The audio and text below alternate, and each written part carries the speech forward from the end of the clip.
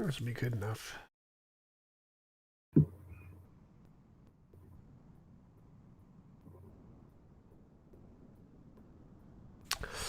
All right. Oh, I should pull up the chat so I can see people talking. Social media.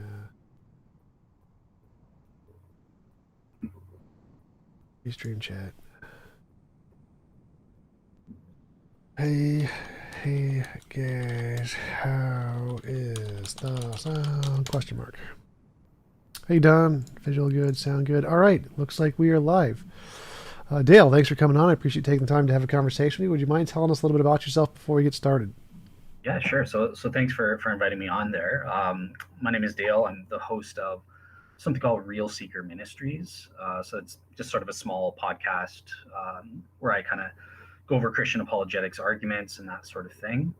I'm really interested in philosophy, so I'm a first year master's student in philosophy um, at the moment at Ryerson University. And I guess just a bit about my faith journey if people want to know about that. So I grew up as a Christian in a Christian home and that sort of thing. About 10 or 11 years ago, I kind of had a crisis of faith. And so I left. I stopped believing in Christianity and that sort of thing. And I kind of went on a search of the evidences for and against various religions, and that kind of applied my own method to studying those, including using Bayes' theorem to kind of assess probability, subjective probability factors that I assigned to each of the evidential factors. And in 2018, I arrived at 53.14% in favor of Christianity. It sounds weird, I know, but that's what I arrived at, and on that basis, I converted to Christianity, and I've been a Christian ever since. That's interesting. You just wrote out the calculation and then decided based on the calculation that you believed? Pretty much, yeah, exactly. It was, yeah, basically did it on the basis of positive and negative evidences for and against, and whatever it came out to, if it was more probable than not, I was going to place my faith in it and believe in the evidence accordingly. Huh. That's interesting because the Bayes theorem, all it does is it tells you what you already believe. So assessing the Bayes probability would have you should have already believed before you did that, I would assume.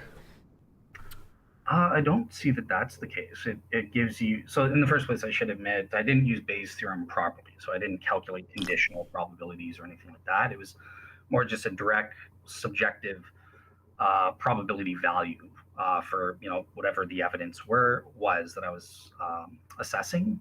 But obviously, I would break that up into parts. I would present my objective reasons and stuff like that, and then I would assess each factor subjectively. So essentially, I just use Bayes' theorem as a fancy way of getting what is the cumulative total of my own subjective assessments of each factor. Right. So if it's telling you your own subjective assessments, then it's telling you what you already believe. Well, no, I mean, so put it this way: when you assess each factor, you kind of okay, you've assigned a value, you've gone through all of the factors that contribute to your overall conclusion, and then Bayes comes in and just tells you you can get an objective cumulative total for each of those factors, as opposed to just jumbling it up inside of your head and making an overall judgment. So I Well, didn't, well, I that's wasn't. that's the part that's not true. So Bayes doesn't give you an objective total at all, not even close. It's completely subjective. Is the problem of the prior. So all Bayes does is it tells you if you believe X, here is the conclusion Y. But it's only telling you the things that are the result of the things you already believe. It gives you no objective basis whatsoever. It's purely just assessing based on your current beliefs. Here is what should follow. But there's no objective basis to it whatsoever. That's kind of the point of Bayes' theorem. All it does is tell you the conclusion that you should have of the beliefs if you have these beliefs. For sure, yeah. There's always that GIGO problem. That's what I hear you trying to say, right? Garbage in, garbage out, kind of thing. But I just use Bayes, so that's where it comes down to me defending my subjective probability values and how I got it, presenting my reasons and that sort of thing.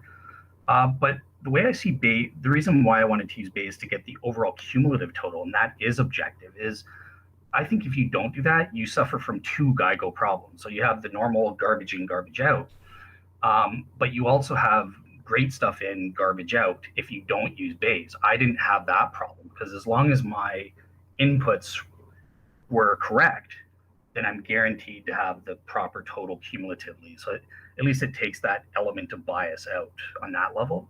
Does that make sense? Or Not exactly. So I'm not saying how you're using Bayes as a methodology to establish any kind of truth here. Like how do you use Bayes to differentiate imagination from reality when it can't do that? So Bayesian epistemology is notoriously only useful for things that have an empirical basis. If it doesn't have an empirical basis, you can't use Bayes' theorem for it. well, that's not true. You can use it for like historical purposes and that sort of thing as well, right? Historians use, like Richard Carrier, for example, has used it to prove Jesus mythicism. I know, I don't. No one accepts that. So in history, no, you can only use like Bayes. The same methodology in history and law apply regardless of which metric you use. Nobody uses Bayes in history. No one cares. No one. Richard Carrier is just weird. No one actually cares. But if you were to use Bayes in history, the same rules would apply that it can only establish things that already have an empirical basis. It could never establish things that don't, which would mean no miracles, magic, mythical creatures, the paranormal, supernatural, UFOs. None of those could be established using Bayes in any form of history whatsoever. History just can't do that. No testimony, modern testimony could not confirm those things. Past testimony definitely can't. That's the consensus in history. So none of those things could be verified using any history, regardless of which metric you use. Yeah, it's so. First of all, yes, you're 100% right that the majority of historians don't use that. Even my good friend Mike Lacona mocks people that would use that kind of approach in history. But nonetheless, I disagree. I think you could use it, but it does suffer from this issue of, okay, well, how are you arriving at your inputs? And obviously, I'm not using probabilities in a frequentist sense or a statistical probabilities. I would have no idea how to go about calculating that. So I'm just using it as sort of a helpful heuristic. I present my reasons on whatever, the cosmological argument for God, whatever value I get at the end of that, or the historical evidence for Jesus' resurrection, whatever factors I get into that. And I would just use Bayes as a way to get the cumulative total. That's all I'm doing. I'm not claiming that I use Bayes in arriving at the inputs in any statistical way or anything like that.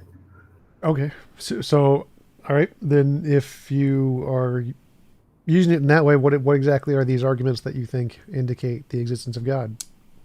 Sure. So yeah, I think when I was doing my assessment of it, so I think that there are the positive and negative evidences. So on the positive side for me, that played a role in my faith. I like the cosmological argument, specifically the argument from contingency. I'm a big fan of the modal ontological argument. Um, there was other things, so we're not Okay, going to. let's start with those two. So the contingency argument just says there is all contingent things have a necessary cause. Like I can just grant that and say that that's not evidence of a God at all. Just a necessary thing could be anything. And so there's no reason to believe that the fact that there is a necessary thing would indicate it has a mind of any kind, or it rose Jesus from the dead, or anything like that. So it most likely would be better explained by a quantum field or naturalistic pantheism or any of the naturalistic explanations which actually have a empirical basis of some kind rather than a supernatural entity. Okay. So yeah, and I heard you raise this. So I don't know if I should present the argument. You're kind of going straight for the jugular. You would accept. So premise one of my argument would be the universe exists contingently. It's a contingent existing thing. You seem to be saying, check, I'm cool with that. Premise two is that's basically where I present the principle of sufficient reason as a general explanatory principle. Okay, given that we have this cosmic feature, the universe exists contingently, it requires a sufficient explanation of its existence. And then premise three is where I bring in, and that explanation is what I call God one, the God one hypothesis.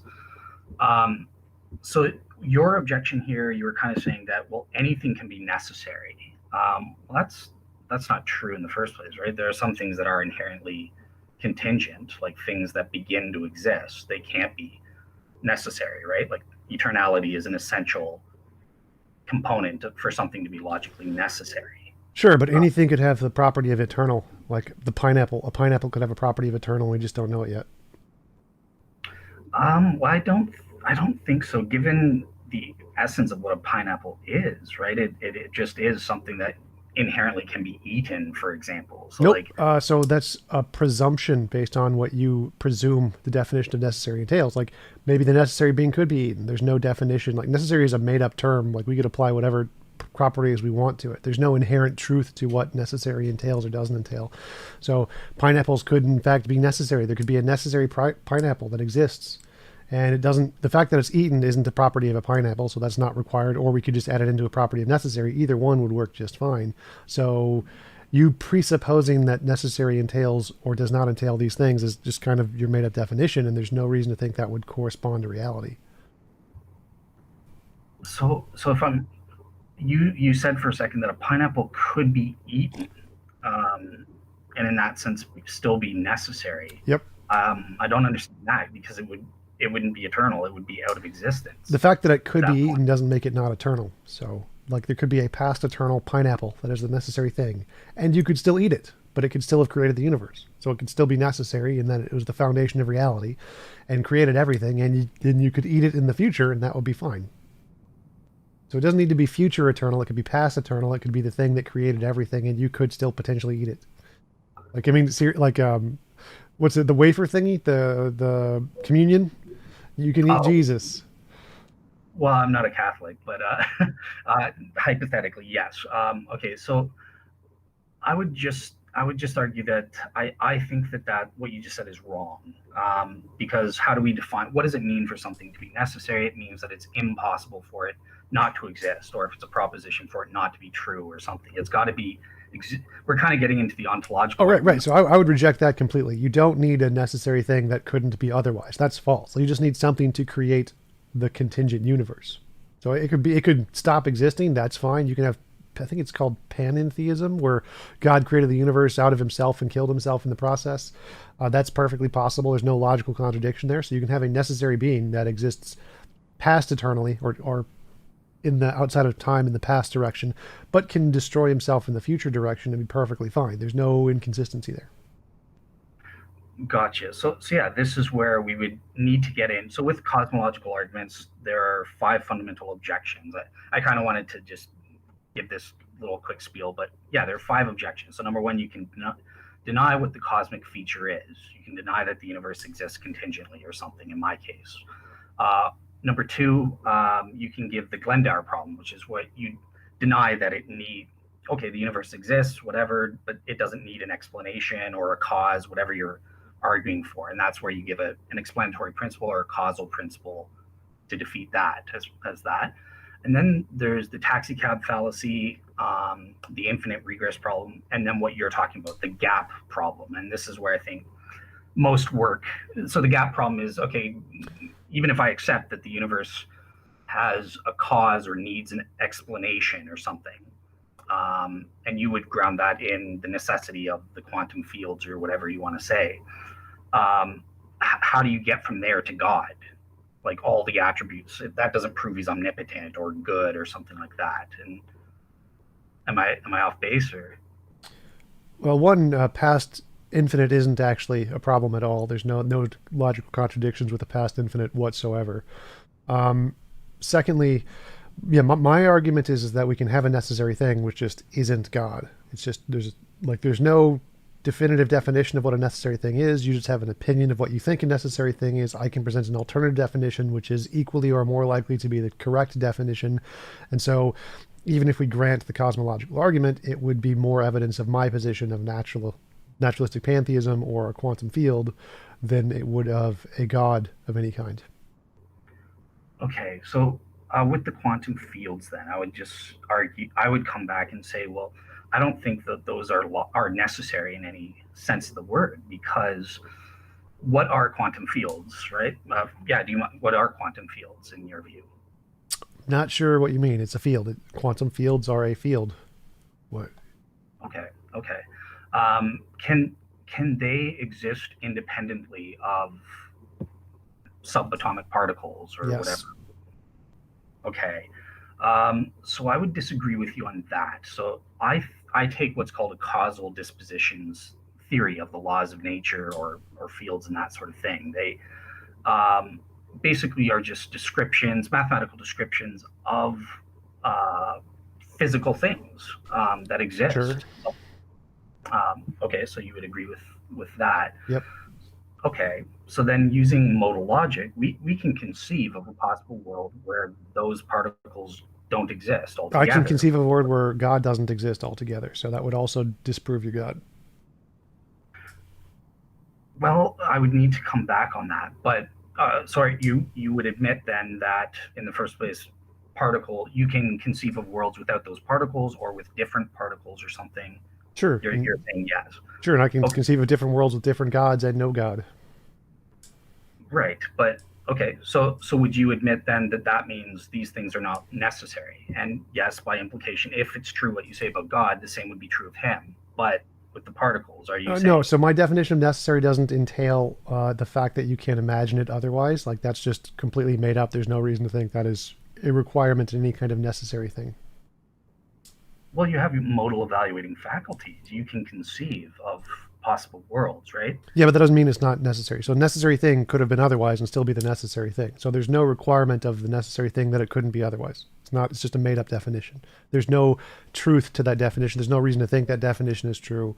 Completely incoherent. Completely incoherent to say that necessary is something that exists and or is true in every single possible world. Yes, that's completely incoherent. So it's incoherent to say that there is a thing that we can't imagine to be otherwise, because the whole point of our imagination is to imagine things that are not the case in a different way it could be. So saying that we could imagine something a different way is not evidence that it has some kind of real property. You're conflating imaginary properties, imaginary components to what we think, and saying that our imagination and somehow entails some property related to the thing itself, which is false. Like, no, our ability to, like, we can literally imagine anything to be otherwise, other than we can literally imagine anything to be otherwise. So there is no such thing as a thing that cannot be imagined to be otherwise. What about numbers? Can you imagine 1 + 1 not equaling 2 in the same sense, common sense mathematics?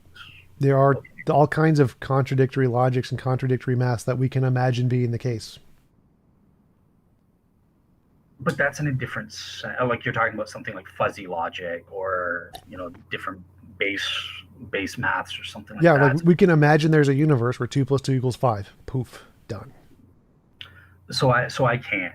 And I would just, in the same sense as the ordinary audience members are talking about 2 + 2 necessarily equals 4. It's logically impossible for it to equal that. And I think that is proven through our modal evaluating faculty. So I kind of equate, if we can imagine it, then it's conceivable. Now, I can conceive of a universe where 2 + 2 = 5. I just did. Okay. I don't believe you, but there's nothing I can say to kind of prove you wrong about that. Okay, well, everybody can imagine a universe without the Christian God. That's easy. There's no logical contradiction there. So if you want to just go from that one. Mm-hmm. Yeah, sure. So that's the second part of your objection. So I would have to say, well, no, you can't really conceive of a world without the Christian God, because I think he's necessary and that sort of thing. But so I literally, you're saying it's impossible to imagine a world that doesn't entail the Christian God. Like, really? Yes, because once you understand the definition of him as a maximal great being, this is again kind of pushing it into the ontological argument, that entails that he exists in every possible world. That's part of his inherent definition. Well, right. The fact that you make up a definition and you think that definition is true doesn't mean that I cannot imagine a definition where it's not true. So if you like, I define a unicorn as a unicorn that exists 1 foot in front of me. There is no unicorn 1 foot in front of me. It does not exist. So I can imagine a world where that definition fails. So you can say that a maximally great being is a being that exists in all possible worlds. I can say here's a possible world where it doesn't exist. Therefore, it's false. So it is possible to have a world in which there is no maximally great being because your definition is just false. Yeah, you can say that. It wouldn't. So in the first place, try to distinguish between an ontological claim versus just a mere epistemological claim, right? So maybe for the sake of the audience, I don't know what's in your head. You don't know what's in my head. If we truly have knowledge in this respect, when we're saying I can conceive of this or that, so that's why I was trying to appeal to you if you shared these modal intuitions, and since you don't, it kind of shows that the appealing to that wouldn't work with you. I would need to argue elsewise based on other arguments to. Well, it's more serious than that. Like, you're claiming that it's impossible to imagine a world without the Christian God. The vast majority of humans who have ever existed all imagine a world without the Christian God. So it's weird to think that people can't imagine a world without the Christian God. That just seems like begging the question. That looks like if I said you can't imagine a world without the spaghetti monster. So what is your methodology for trying to establish that it's impossible to imagine a world without the Christian God? Like, it seems completely possible just to imagine a world with nothing in it. There's just a world of nothing, or a world with just one particle, or a world with just a quantum field, or a world with just unicorns, like, or a world with a Hindu god. Like, it seems very weird to say that in all of those examples entails the Christian God when it clearly does not.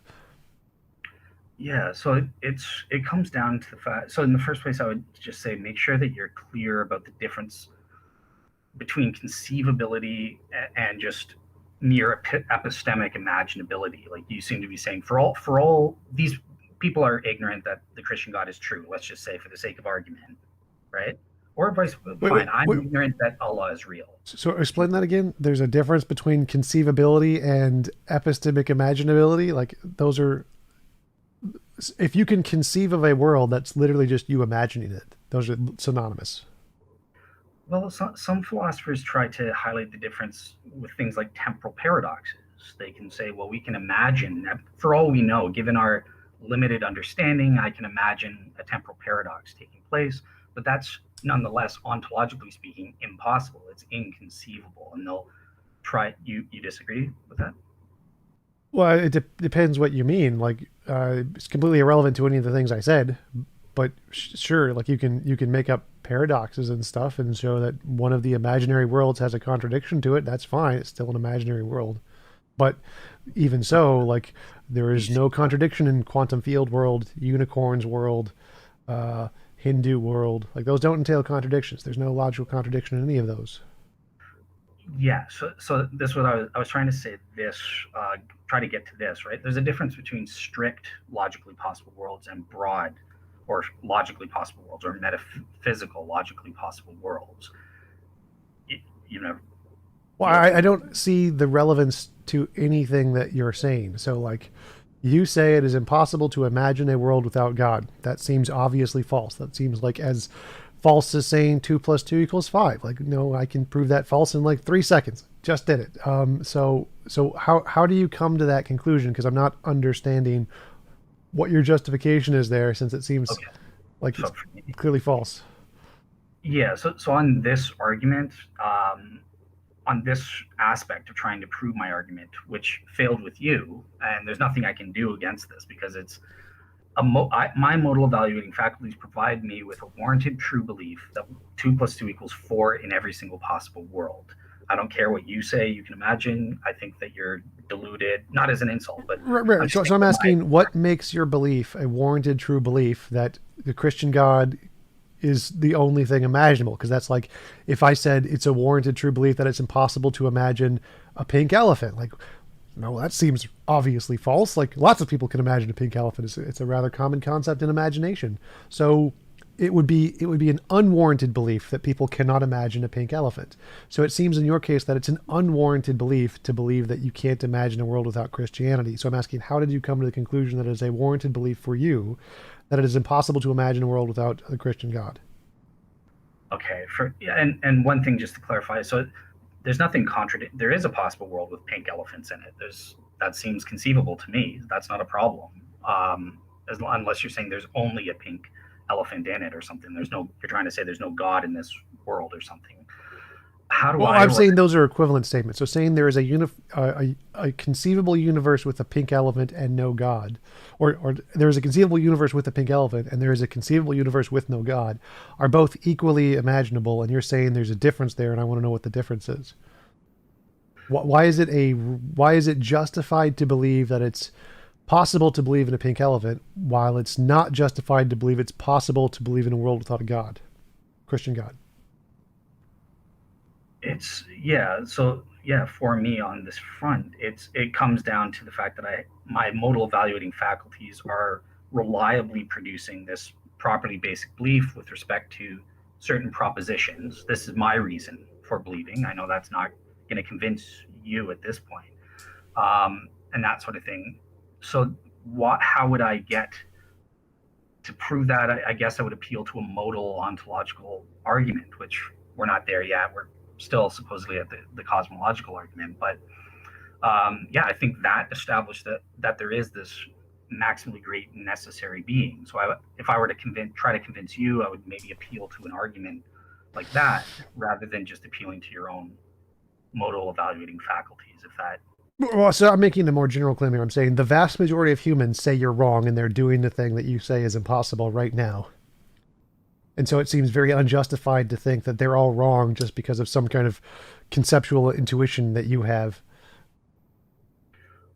Well, I would disagree with that, because people can be mistaken when they hastily claim, "Oh, I can just imagine this," as sort of a retort. It takes effort to actually figure out, are you actually warranted in conceiving this possibility? So, for example, David Hume, this is related to the cosmological argument. He gave a modal imagination argument against the principle of sufficient reason. He said, look, I can imagine an ice cream cone just popping out of existence out of nothing. Therefore, the PSR is wrong. Haha. That's kind of what you're saying. And I would appeal to my own modal saying, no, I know it's necessarily true. What I would say to Hume in this case is that Hume is not being careful. I don't think he is imagining what he claims to conceive of an ice cream cone popping into existence unexplained out of nothing. He's actually imagining it popping into existence from something, from an already existent world. There's a room with air in it and stuff like that, and he's mistaken. He's thinking it's coming out of nothing when really he's just picturing it, unbeknownst to him, coming out of something else, perhaps. So that's what I mean. You have to be careful, to make sure. I don't see how this relates to the argument here. So people believe in different gods, different origin stories, different religions. Scientists believe it's all material, natural. Like, all of these things are logically possible worlds. All of them are imaginable. All of them are imagined by many people. None of them entail a god. Your argument seems defeated. Yeah, but it's not imaginable. Like they're just It's they're not. not. It's not imaginable. Naturalism isn't imaginable. No, it's not. It's not conceivable. If you stop and think about it, I think what these Okay, so that's the part I'm looking for. Like, why do you think it's not conceivable? I seem to be conceiving it pretty well. How is it not conceivable? well, I think what I would say against you is that you're conceiving of just the natural world, but that isn't necessarily the natural world plus God doesn't exist. So I think what you're imagining is, let me just imagine the universe and that's it. And you're mistaking that for saying you're affirming you can imagine just the natural universe and no God as well. So that's what I think the mistake that you're making, in the same way that Hume made that when he. I don't understand. So, like, you're imagining a world with a god and not Vishnu. Sure. Okay, and I'm imagining a naturalistic world without Jesus. What's the difference? It's without so in the first place, I am positively imagining God on my end, right? Right. So I'm I'm positively imagining naturalism. You're positively imagining God. I'm negatively imagining the Christian God. You're negatively imagining Vishnu.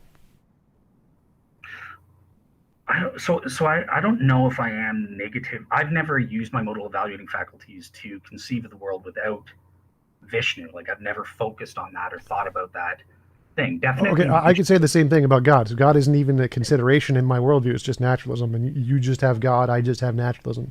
So there you go. Great. That you just confirmed that I was right in my assessment of why I think you're going wrong. You're just focused on one thing. You're saying, well, So are this. you. So I'm trying to find a dissymmetry here. So I'm mirroring your worldview. This isn't actually my worldview or what I actually believe. I'm just taking what you are saying and mirroring it back at you, and just replacing the noun. So mine is naturalism, so it doesn't have a consciousness or anything. That's the part I'm not Oh, mirroring. And okay. so you believe in a God that has consciousness. I believe in a naturalistic world with no consciousness, and that is my fundamental thingy, and you have a fundamental thingy. So where is the disparity here in the imaginary world scenario? Okay. So yeah. So we keep going over the same thing. So would you say? Let me ask you this: would you say that you are conceiving of just the natural world, or you're conceiving of naturalism, which entails there is no supernatural, no God, or something like that? Like there's additional I'm just conceiving of a elements. necessary natural thing. That's it. Okay. Okay. So you're conceiving of a necessary natural thing. So I guess that's where I would just appeal to your modal evaluating faculties, you, and say that you yourself have admitted that you can conceive of worlds where this natural thing does not exist, and this is Yep, and I where. can conceive of worlds where God does not exist. So there's no difference there. But there's a difference because I dispute that. I'm different than you, but I'm using what you're giving me, principle of enemy attestation. You're saying you personally can. Right, right. But you'd have to give a reason to think that it is the case that there is some difference between these two. Why is one imaginable and one not imaginable? Whereas it seems they are equally imaginable to all rational human beings. I can imagine one without a God, and I can imagine one with a God. I can imagine different properties of a God, and I can imagine different properties of nature. They are all exactly equally the same. So you would have to provide some kind of justification to say they're not the same, and you haven't done that. That's what we're asking for here. We're asking, like, what is your justification that God can't be imagined to be differently, just like anything else can? Yeah, it's so this is where I would get into the argument from addressing the gap problem, I guess, to deal with someone like you. I would argue we're still on the cosmological argument. Is that correct at this point? I would assume so. I mean, I think you've kind of moved into the ontological argument. So it's like you're saying the cosmological argument only works if the ontological argument works, and if the ontological argument doesn't work, well, then it doesn't do anything. Well, okay. So with the cosmological argument, when we address the gap problem, What is the there gap problem? the gap problem is how do you. Okay, so we can prove. Let's pretend it succeeds, and we can prove there's a necessary cause. You seem happy to do that. You Sure. say, well, that's nature. I say that's God or whatever. Um, Additionally, though, I think that there are arguments, supplemental arguments that can establish other attributes of God. Okay, so that's fine. But just stick with that. So without any of the supplemental arguments, the kalam or the cosmological on its own tells you nothing about the qualities of a God. Exactly. Yeah, it requires supplemental, like there are implications from it, Okay, right? okay, so that's great. So if we're just looking at the cosmological, it works equally as well for naturalism as it does theism, and you need some other argument that isn't the kalam or cosmological, and for that to be evidence first before the cosmological does anything. So it looks like the cosmological on its own is nothing. It's zero evidence, one way or the other. You need this other thing first for it to actually be evidence. The only thing I would dispute with you there is it doesn't work for naturalism because how are we defining the universe? It's all of space and time and its contents. So that includes your quantum vacuum states as the initial No, so state. those are outside of space-time. So in physics, there are things outside of space-time. Space-time is an emergent of some other fundamental things. The universe is just our observable universe, and everybody in physics, the consensus is that there is more stuff beyond our universe. A quantum, but it's including the quantum vacuum state, which is a physical state, and I would argue What? it is within time as well. I have a different view of time Well, than you. that you You can say have so, you can have your own subjective view of time. It just disagrees with physics. So physics says time is a thing in our universe. There could be other things outside of our universe that are outside of time. Space-time is literally emergent, so there are literally things outside of time. Your conception of time doesn't make a difference here. What we're asking is does the cosmological argument indicate theism over naturalism? The answer is no, as far as I can tell, because it could equally be the case that there is natural things outside of time as non-natural things. supernatural things. Okay, and by space you mean classical space-time, is that correct? I mean, the only kind supported by physics. The only kind supported by physics is what? So the initial, what sort of model are you going for? I'm not sort of understanding. Like, do you go an eternal inflation model or quantum gravity type model? Like, Those are theories of quantum mechanics. Those aren't theories of the fundamental nature of reality. no, they're theory. They're models. They're not theories. They're So models. inflation is a theory. Eternal inflation is a theory that the stuff in space time is continuing to expand continuously. It doesn't tell us anything about the fundamental nature of reality. Quantum gravity, again, is just trying to bridge gravity and quantum mechanics. It has nothing to do with the fundamental nature of reality. Neither of those have anything to do with the fundamental nature of reality. Those are not answering those questions. So I'm saying there is a fundamental nature to reality, the necessary thing, which is a natural, non-conscious thing. You're saying it's a conscious thing. The cosmological argument provides no justification to support one over the other so far in what you've presented. Okay, so far, yeah, and let me.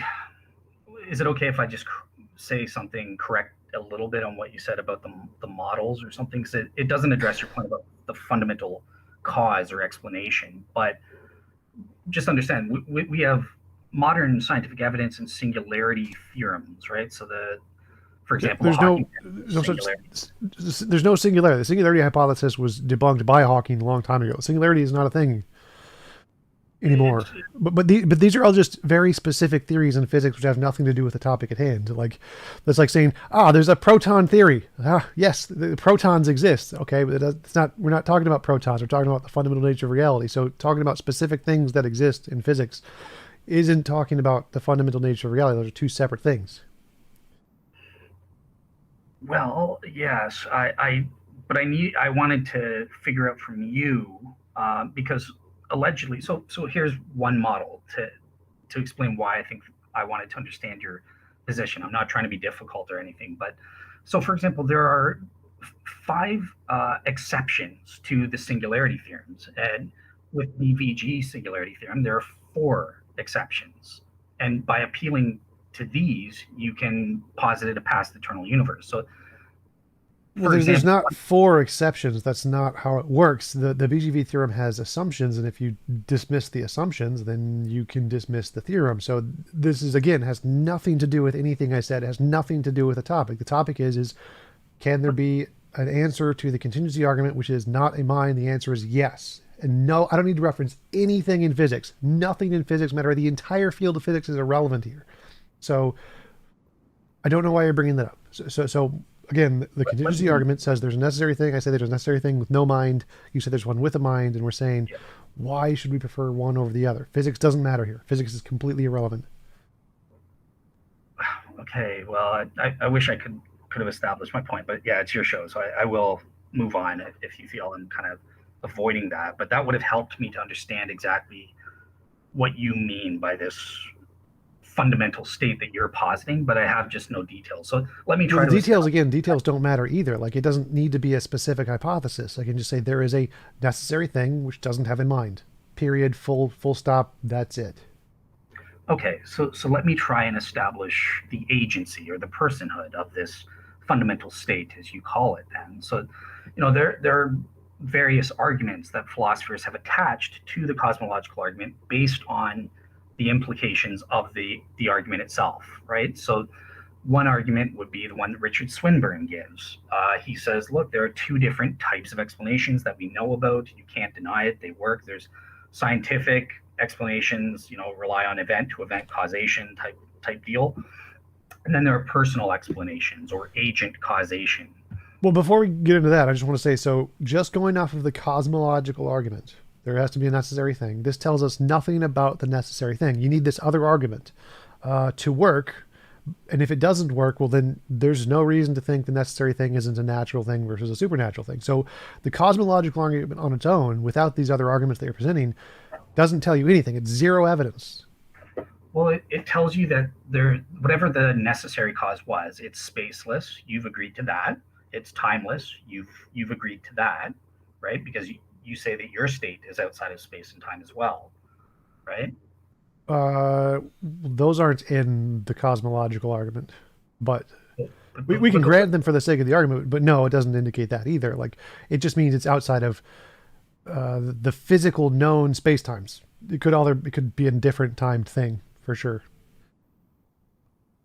It could be a thing in a different space or a thing in a different time. That would be perfectly fine. There's no logical contradiction there either. So it doesn't need to be. It only needs to be outside of the space time in our universe. It doesn't need to be outside of all space or all time. Okay, so it's spaceless and timeless for you, at least in the sense that it's not the temporal dimension that we're privy to. Right. It would have right. to be in a hyper time. Right, because our universe had a beginning, and space and time in our universe had a beginning. So whatever created that has to be outside of our space and time. But it could be a different kind of space and time. That's perfectly fine. All we know is that it has to be outside of the space and time that was created in our universe.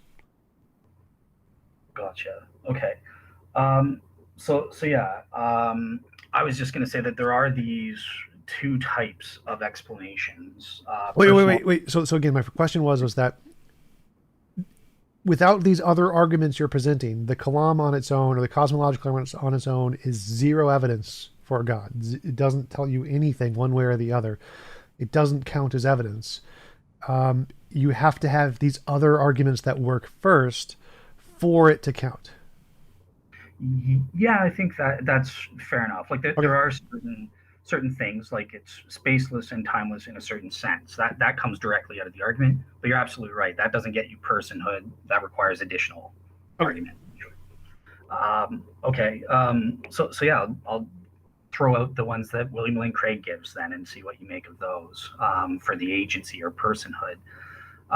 So in the first place, if one argument is if we had an eternal universe with the natural state where they had the necessary and sufficient conditions always being present, it would be impossible for the universe as we know it in our space-time and that sort of thing to just come into existence 13.82 billion years ago, because if the necessary and sufficient conditions are present, that necessarily entails the effect and would cause it.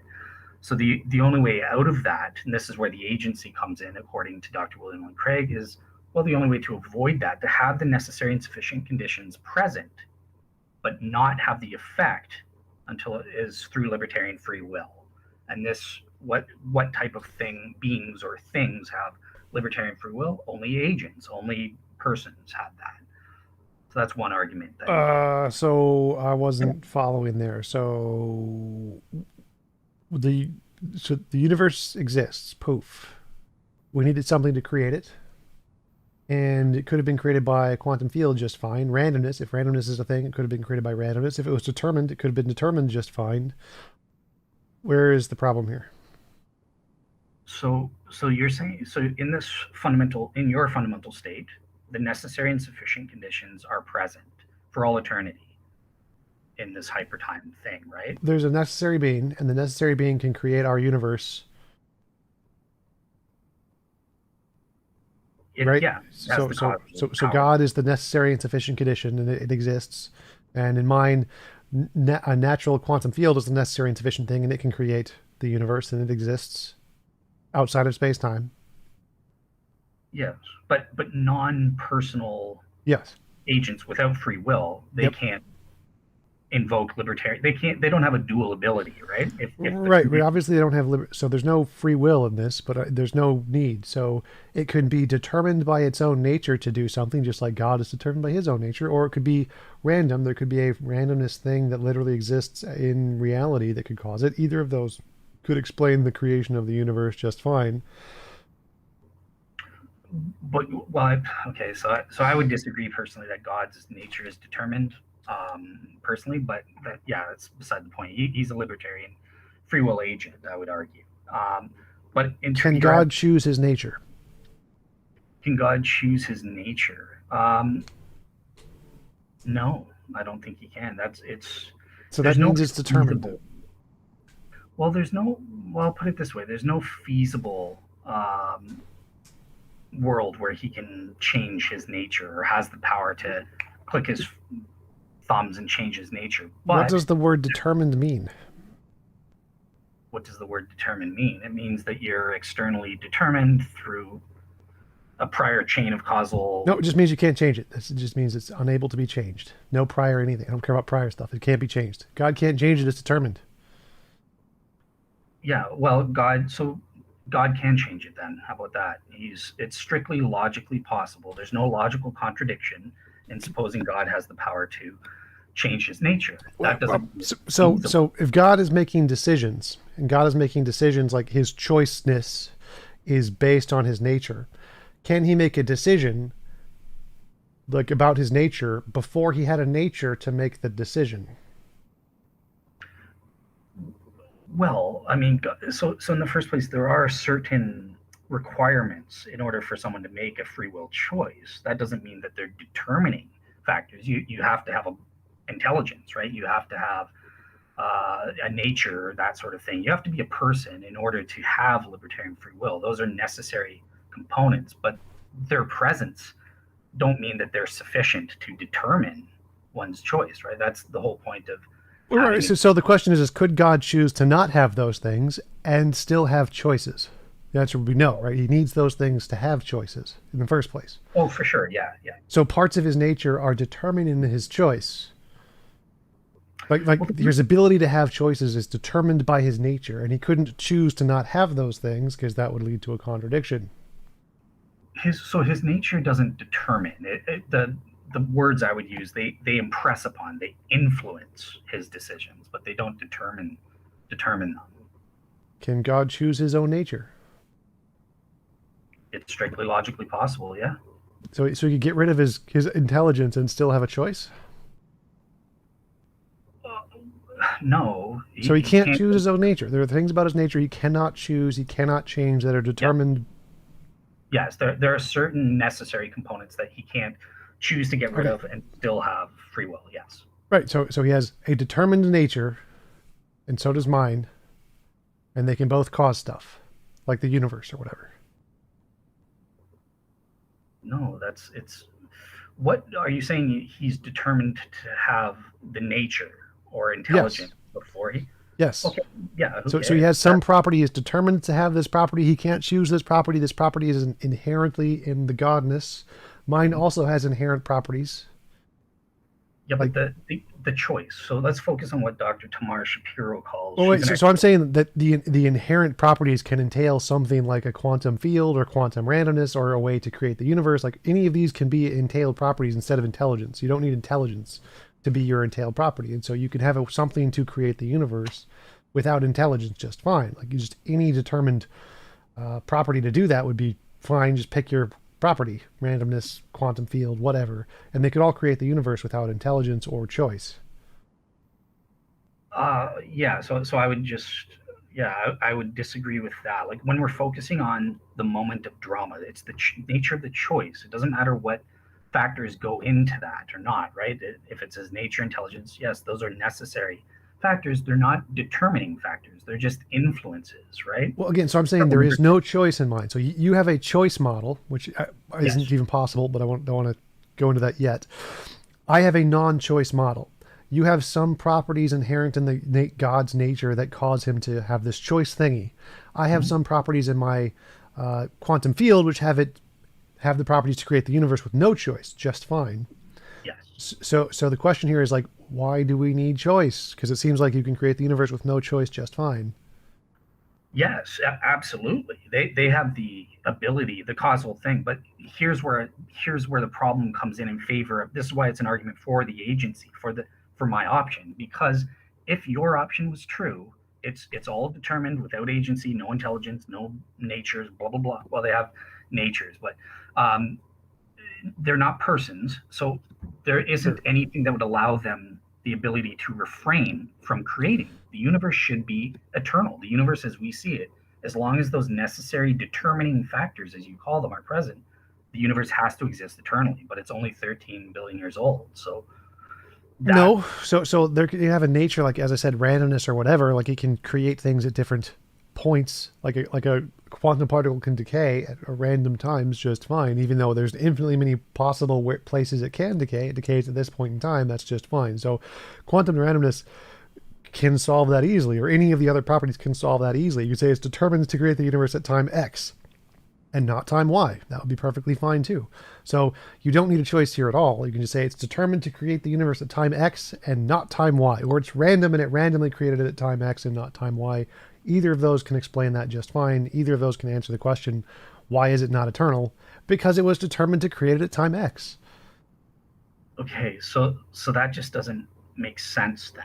If the necessary and sufficient conditions are present in the antecedent, the consequent must come about. It's impossible for it not to come about. So to kind of use an analogy, it's like saying, well, we have water and we have so it's determined to come about at time X and not before time X. That could be a determined thing. So so the necessary conditions are there, and they're going to make it happen at time X and not before time X. But there's nothing in that says that it would only. There's nothing. What is it about a quantum field? There's nothing that we know from modern science about a quantum field that says. Well, that's just quantum fields are an example here. It doesn't matter. I can just say anything could exist in the nature of the necessary thing that could make it determined to do whatever action at time X and not before time X. That would be perfectly fine. There's no logical contradiction there. There's other ways to do it, like it can be random. Randomness, if randomness is an inherent thing in the property of the necessary thing, then it could just do it randomly at time X instead of time Y, and that would also be logically coherent. So either of those things, either determined or randomness, can both account for why the universe isn't past eternal.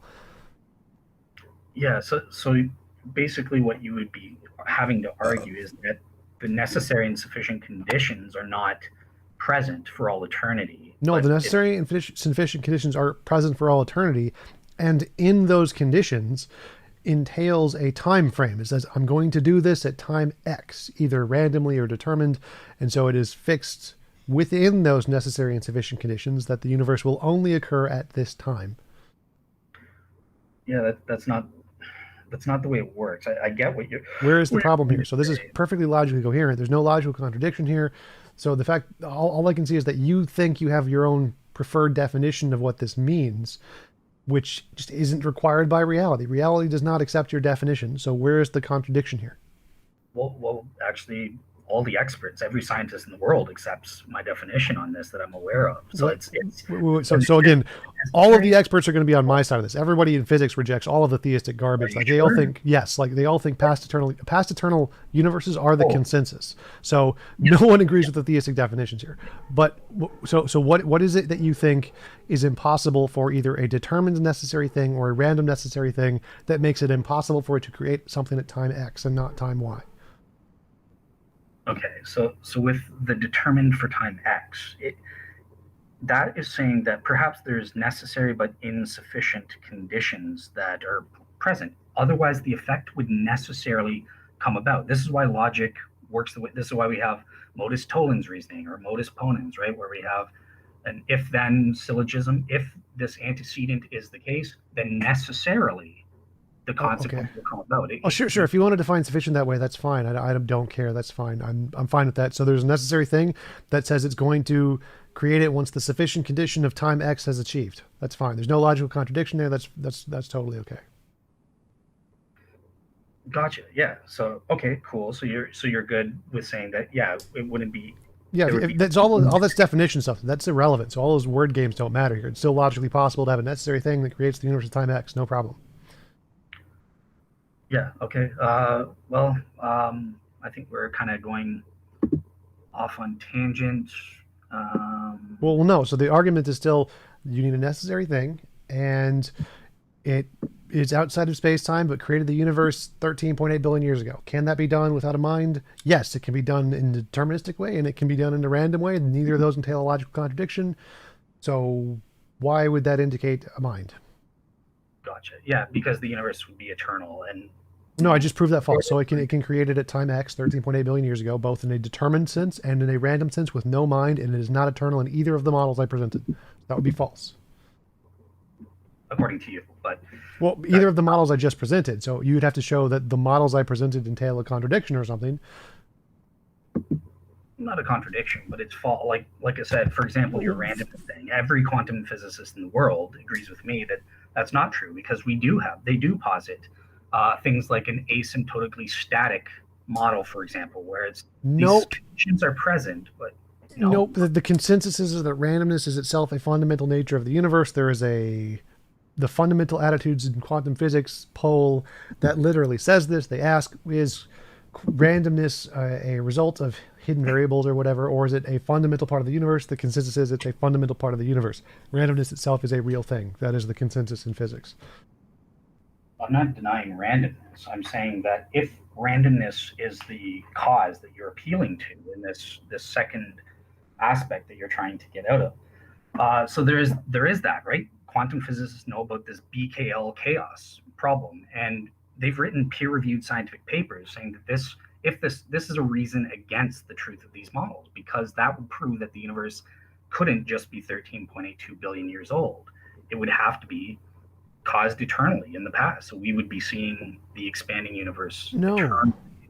no, that doesn't follow at all. So there is a necessary thing that also has randomness in it, and the randomness in the necessary thing caused the universe to be created 13.8 billion years ago. So Gotcha. it's like in the multiverse theory, our universe was created 13.8 billion years ago. Just fine. There's other stuff that's past eternal, and that's fine too. But our universe was created 13.8 billion years ago in the multiverse with randomness. Okay, I'll let you have the last word then. I guess it's your show. So, all right. I mean, I'm still, because you keep making these assertions that it can't be determined and it can't be random. It must be a mind, but there's nothing that you've presented to support that. Like yeah, it can be determined. Like there could be a determined nature of the necessary thing without a mind, and it can do it at one time and not another time, perfectly logically coherent. Or it can be random to do it at one time and another time, perfectly logically coherent. Free will isn't logically coherent, so either of those, determined or random, would both be better explanations than free will. So your argument seems to work against you here. Like determined or random are the better explanations. Free will is incoherent. There's nothing, no decision could be made that wasn't determined by prior reasons or random anyway. Its choice isn't the third option. The choice is either going to be determined or random. And there's no evidence of free will. Free will has been debunked in every single scientific field. And the consensus is it doesn't exist in every single scientific field. The consensus is that randomness does exist. So if we're going to say what explains the origin of the universe, randomness, which we know exists, is always going to be a better explanation than free will, which we know doesn't exist. Or the consensus is randomness exists, free will doesn't exist, it's a better explanation. Like what caused the footprint in the snow? Horses. Horses we know exist, so it's a better explanation than unicorns. And you seem to be saying, no, it's the unicorn. Well, yeah. All I can say is I've done the work in terms of researching what the scientists have done. I did put up a cosmological argument, and this randomness thing proves that the universe probably can't be eternal in the past. It's called How? because the if you had these necessary and sufficient conditions, again, you don't want to specify which model you go for, so I can't be specific. But let's say there's some state of the universe that has the necessary and sufficient conditions to cause our universe to expand, right? Those are present at that time for all eternity, right? So there is no, well, it's Well, no, determined. everything in the Big Bang didn't exist until the Big Bang started. So we can say that all of those things were created at a particular time, essentially. So the singularity, if you want to go with that model, didn't exist until the necessary thing literally created it. It wasn't always there. There was the necessary thing, and the necessary thing exists, and then it creates our Yes. universe and everything in it. Yeah. So this would be. I know this isn't your model, but just can I mention one just to give an example? I mentioned this asymptotically static model, right? So for all of eternity, there's this static state where there's quantum fluctuations going on for all eternity and stuff like that. And then 13.82 billion years ago, something happened and it broke out, and we see that, the Big Bang, whatever you want to say. I don't believe in a singularity either, but at least in terms of a point. That's what they say. So there's this static state, and these fluctuations create what are called BKL chaos problem. This is in the peer-reviewed scientific literature, and scientists have said it would be impossible for this model, or probably impossible for this model physically, to be eternal in the past. So that's an illustration of my general. That's irrelevant. So the fact that a particular model in physics couldn't be eternal in the past is irrelevant to randomness. This does not mean all randomness can't be. This is that particular model and only that particular model. The vast majority, the consensus in physics is that there is a past eternal universe with randomness. Though that is the consensus in every single branch of physics. So the fact that you want to cherry pick this model, it doesn't extend to literally any other model. It's that model. Like, okay, I don't care about that model. There is no logical contradiction with a past eternal infinite, and there's no logical contradiction with randomness. So I can just say there's a necessary thing with randomness, and there's still no logical contradiction. So nothing you said has refuted that. You just said that this particular model can't be past eternal. Like, okay, I don't care about that model. That does not extend to all randomness. Okay, so I'll just give this one last response, and I promise you'll get the last word. Whatever. Well, I don't want the last word. I want you to actually answer the question. You asserting that this model can't do it is irrelevant. So everybody in physics grants that, yeah, there can be randomness. Yeah, there could be a necessary thing. It could be random. This is irrelevant. None of the models in physics matter. Like, everybody admits all of the models in physics are wrong. We don't know what the fundamental nature of reality is. So bringing up any model in physics here is irrelevant. They don't tell us anything. So it's not irrelevant. It's analogous, because the problem is inherently to do with randomness and. No, it's not. So that's false. So again, the consensus in physics is both past eternal and randomness. Those both exist. Any particular model you bring up is irrelevant here. It doesn't make a difference. Yes, you're right that the majority of scientists go for an eternal model of some sort, but nonetheless, they all recognize in one way or another this randomness problem at the quantum level. No, that's false. So again, that's not a problem. That is not a thing. That is false. Maybe yeah, that's cool. If you don't mind, like, maybe link in the YouTube description to my blog, and I'll provide the peer-reviewed scientific papers for people to read and make up their own mind or something on that. Does that sound fair? Or? Sure, but again, wouldn't even matter. So again, that doesn't help your case. So fundamental attitude towards physics, the poll literally shows this is false. But again, none of the models in physics here matter. All it matters is it logically possible? It is logically possible to have these things. Therefore, your model is defeated. Because so there's no evidence. Like, everybody in physics agrees there is no free will. That is debunked.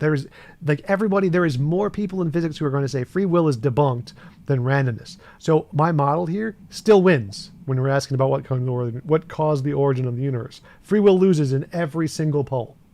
Like, just to quote Sean Carroll, if I was going to ask my colleagues if God had anything to do with the origin of the universe, I would win by a landslide. So if your argument here is that you're going to cite the consensus in physics, the consensus in physics is that your model is the most wrong of all of the models.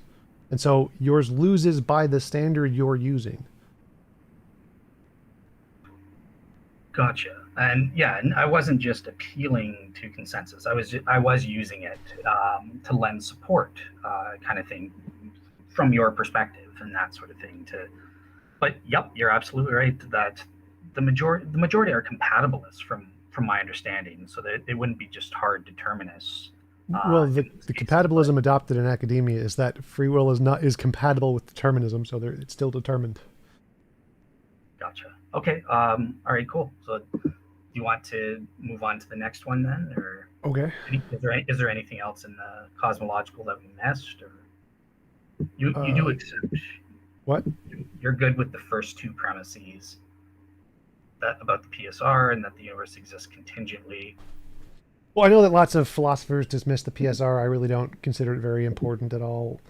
I think that it's kind of arbitrary. What a sufficient reason is just an arbitrary definition. We can make up whatever it is. But yeah, I assume things have a cause of some kind, except things that aren't caused. Sure, I think that's just a tautology, and so I'm happy to grant that. What you define as a sufficient reason, I think, is arbitrary. But yeah, I can just grant the general idea of what the argument is trying to get at. Okay, all right. What There is one last, actually, before we move on to from the cosmological, if you don't mind me just picking your brain on. Okay, so you've been saying all this stuff about entailing eternality means there's an actual infinite, and according to you, it's amount of time within hypertime for the past of the universe and that sort of thing. I'm assuming you're familiar with arguments against for the impossibility of actual infinites. Yeah, the Reaper's paradox, all the sharpshooter paradoxes. Yeah. For you, that I'm guessing there's no problem with that or anything like that, or nope. Okay, so let me. You do admit that if we don't follow certain axioms, that logical contradictions result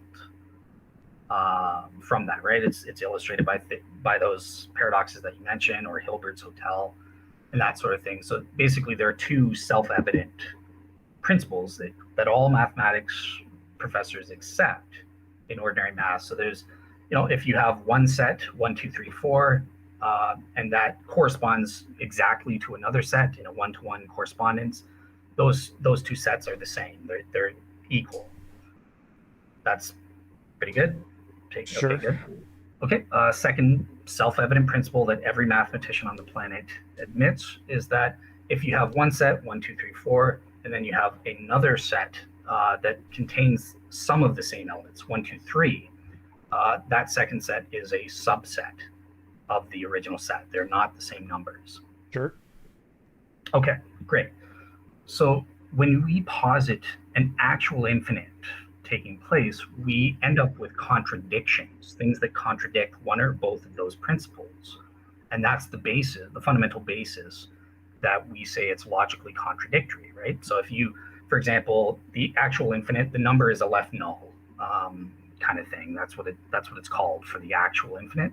So if you have an infinite number of guests in your hotel, let's say you take out, you subtract, which is not allowed in transfinite math, but in the actual world, there's nothing preventing that. So you take away all of the odd numbered guests. So you're taking a left null minus a left null, and that still equals a left null. You still have an actual. Is this confusing, or I'm judging? It's just irrelevant. So you can't take out time. Sure, you can. You can. Oh well, it gets into modal logic, which you're going to deny. But let me just ask you and see if it works. Would you say at least you can imagine or conceive of worlds where certain events are taken out and didn't happen or something? Sure. Like that? Okay, so that would be the same as subtracting from a temporal, nope. Natural infinite temporal. No, the fact that you can imagine it isn't the same as actually doing it. So I can imagine a world where I didn't exist, but I can't actually do that. So there's a difference between the fact that you can imagine it and the way it actually is. So again, our conceptions of math are languages. So Gödel's incompleteness theorem, all models of math cannot be shown to be internally consistent. Can't be done. So we don't really care that our models of math can't accurately represent infinites well. Like, okay, doesn't make a difference. The fact that our language can't accurately represent it doesn't mean it doesn't exist. Yeah, it does actually, because we actually know quite a bit about about transfinite math. We're not suffering from ignorance on this front. We know this field extremely well since Cantor came. David Hilbert knew what he was doing when he came up with the Hilbert Hotel. This is a relevant thought experiment to the notion of an actual infinite in our world. So we're not suffering from ignorance, and that's why we can't imagine. These contradictions arise on the basis of what we actually know about the actual infinite itself. No, so that's incorrect. Math is a representation of how we imagine things. How it corresponds to reality is a completely separate topic. So no. Okay. Yeah, cool. So yeah, just wanted to get your thoughts on that. Well, keep going with your explanation. Why do you think there is a logical contradiction with a past infinite? Well, like I said, it leads to actual contradictions when you subtract, or if you don't actually subtract moments, but you just say, what's the number of, we can definitely. Infinity isn't a number. Infinity is a set. infinity is a number. It's a left null. Nope. And if It's not what it means to have a past infinite. okay, wait, sorry, say that again. No. So infinity isn't a number. It is a class. It is a set of things that continue on indefinitely. So it's okay. So So just you in don't, math, if you just Google is infinity a number, the answer is no. Infinity is not a number.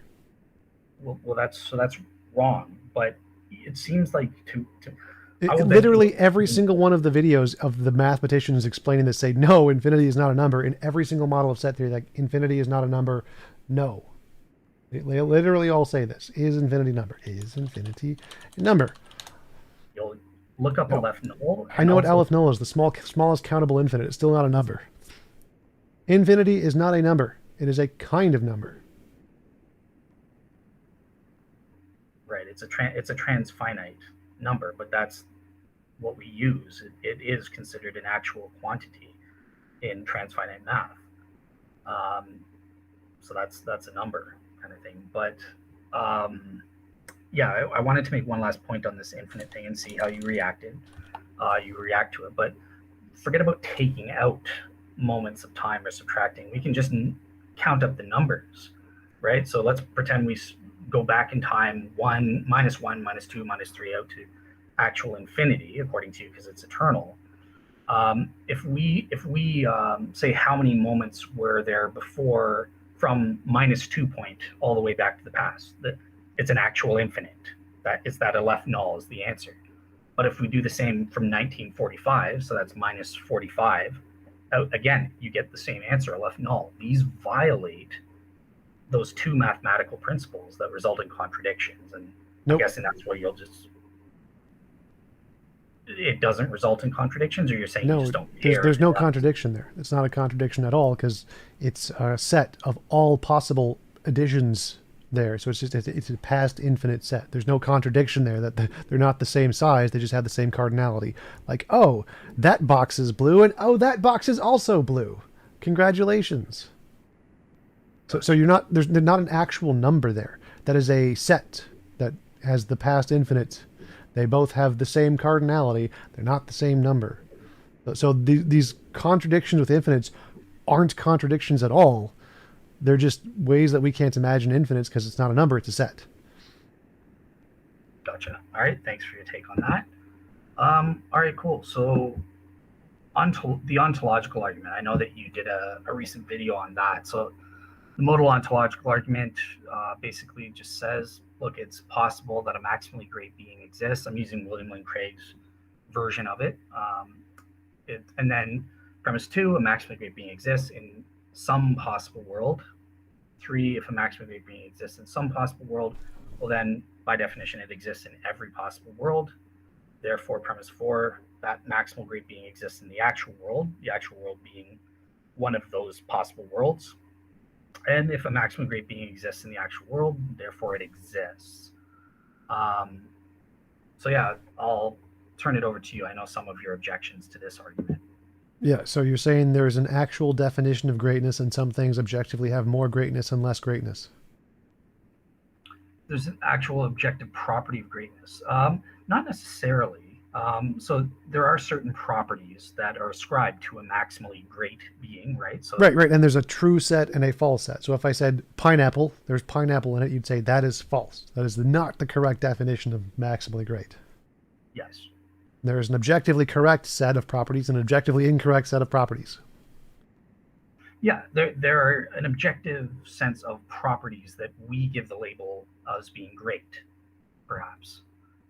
So having power is a great making property, for example, right? Having pineapple is a great making property. On what basis would you say that, though? Because I like it better than power. On what basis do you make up great making properties? Okay, so the point I'm making, though, with taste, that's not necessarily an objective standard. There could be subjective standards. Our world is a mixed world, right? Some things, like with taste, might have a subjective basis or standard. So you like pineapple, I don't like pineapple, and that sort of thing. But other things are objective. I think it's an objective thing that having the power to do something versus being impotent, the power to do something is greater than not having the power to do something. Where that seems just like a subjective basis to you. Like, that may not be the case. Like, whose opinion is this based off of? Yeah. So I would just say it just seems to be a properly basic belief. It doesn't seem to make any sense. It seems like you've made up a definition. You have a feeling, and you have this feeling corresponds to these things and not these things. I have a feeling that pineapples are great, and it doesn't correspond to power. I don't care about power. All power isn't really inherent in greatness. Pineapples are inherent in greatness. In what way are you saying that there's this correct definition of greatness, and you can show this, that this one's the correct definition, is not just made up? Well, I think in terms of the things that you're saying, yeah, it's just obvious to most people, including yourself. I know that you're playing a role with the pineapple thing, but I think that if you're honest, you would say that you know that having the power to do something is greater than being impotent, kind of thing. Well, this is the part where the argument doesn't make any sense, because greater is a human emotion. So it's obvious that when I'm hungry, I feel hunger. Does that mean that hunger is a fundamental objective property of the universe? No. So the fact that I have this feeling, and yes, I feel having power is greater because I like power because of my psychology. Does that mean that there is an actually objective quality of greater there? No. So this is the disconnect here. You're saying you have a feeling of greatness or greatnessy or greatnessy or whatever, and you think this exists as a real thing. This is a real thing that exists in the universe. There is a real objective greatness property in the universe. It's not just a feeling you have, not like hunger or beauty or whatever. It's a real thing, that there is an objective truth to it. And that's the part we're trying to get at. So you can't say, I have a feeling this is greater, because that's just your subjective feeling, no different than hunger. So we want to know, how did you get to the objective definition of greater that isn't just a feeling? Yeah, so that's where I brought in that it's a properly basic belief on most people's parts. I mean, to say that it's greater to be impotent in some respect, like impotent in the face of Nazi soldiers or something, you can't stop them from killing people. Most people would say, no, that's not a great making property. It's better to have power to stop that guy in that context. And we can make up several thought experiments and that sort of thing that I think every single time people will answer, it's greater to have the power to do something. And yeah, but the question is what do they mean by greater? If they just mean I have a psychological feeling and nothing more, then I can agree and say, yeah, it's greater based on my psychological feeling. But you're saying something more than that. You're saying it's not just a psychological feeling. There is an objective quality of greaterness. And that it's true that this is an objectively greater thing.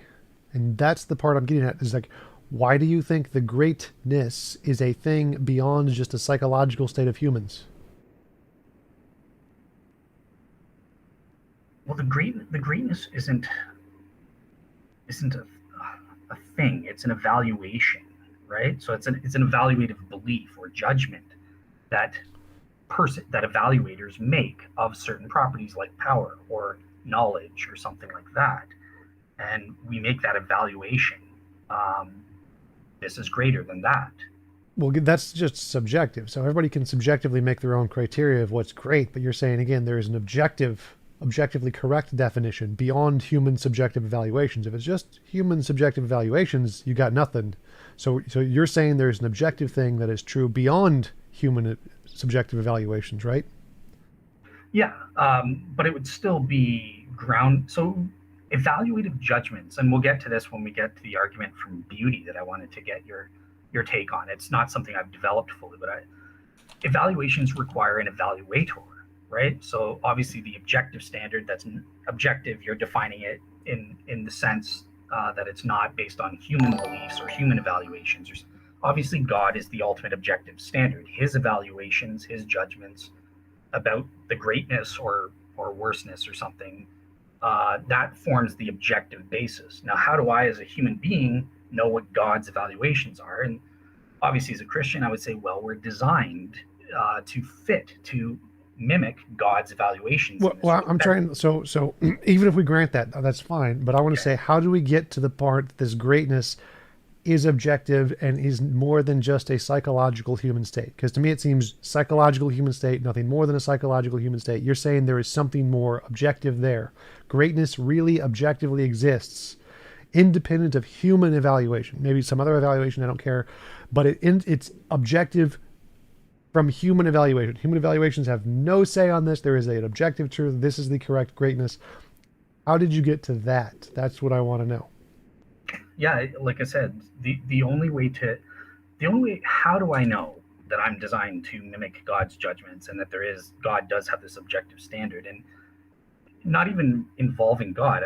I know that it's an objective standard through a properly basic belief. It's kind of the same answer that you'll hear about moral value judgments, and they'll say, well, look, we've got this faculty that produces properly basic beliefs in this respect, and that's sort of the fundamental way that I know that there's this objective value, greatness, quote unquote greatness value to power, to having knowledge, and stuff like that. So that's really the only other way. In terms of an objective argument, again, I've never come up with one on this front, but it would probably be, you'd have to come up with some way of refuting subjectivism. So like moral philosophers refute moral subjectivism. Well, just to use an example, like real properties, mass, spin, charge, we can demonstrate these things exist objectively independent of human evaluations by demonstrating them empirically.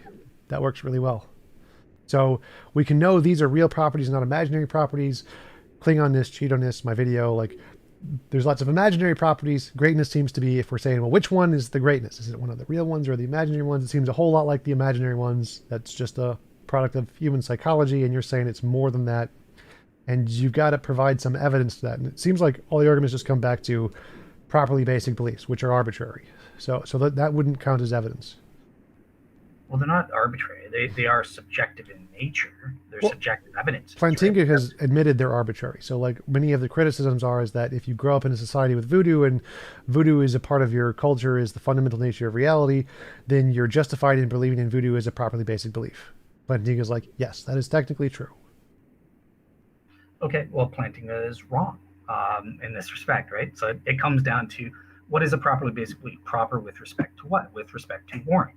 And I would just say that these people there, they can claim to have a properly basic belief, just like I'm claiming to you to have it. That's meaningless to you. I get it. You're not meant to believe on that basis, but you're asking me on what basis do I claim that there's this objective standard, and the only reason I have is the properly basic belief. And so okay, let's go with that. So why would properly basic beliefs be justification or warrant of anything and not just a psychological human state that isn't in any way? So like in philosophy, you can have a belief that's justified by your parents. Your parents tell you that Santa Claus exists, and since they're your most reliable source of knowledge, you're justified in believing Santa Claus exists. So you can have bad justifications for false things. And it seems like properly basic beliefs are the exact same thing here as trust in your parents. They're essentially your direct experience, which you believe until it's proven otherwise. But that isn't a reliable way to establish knowledge about reality. We know that is a very unreliable way, but it could be justified. So you can have a justification or a warrant for believing these things. It doesn't mean it's a good one, since we know that there is a better justification called science.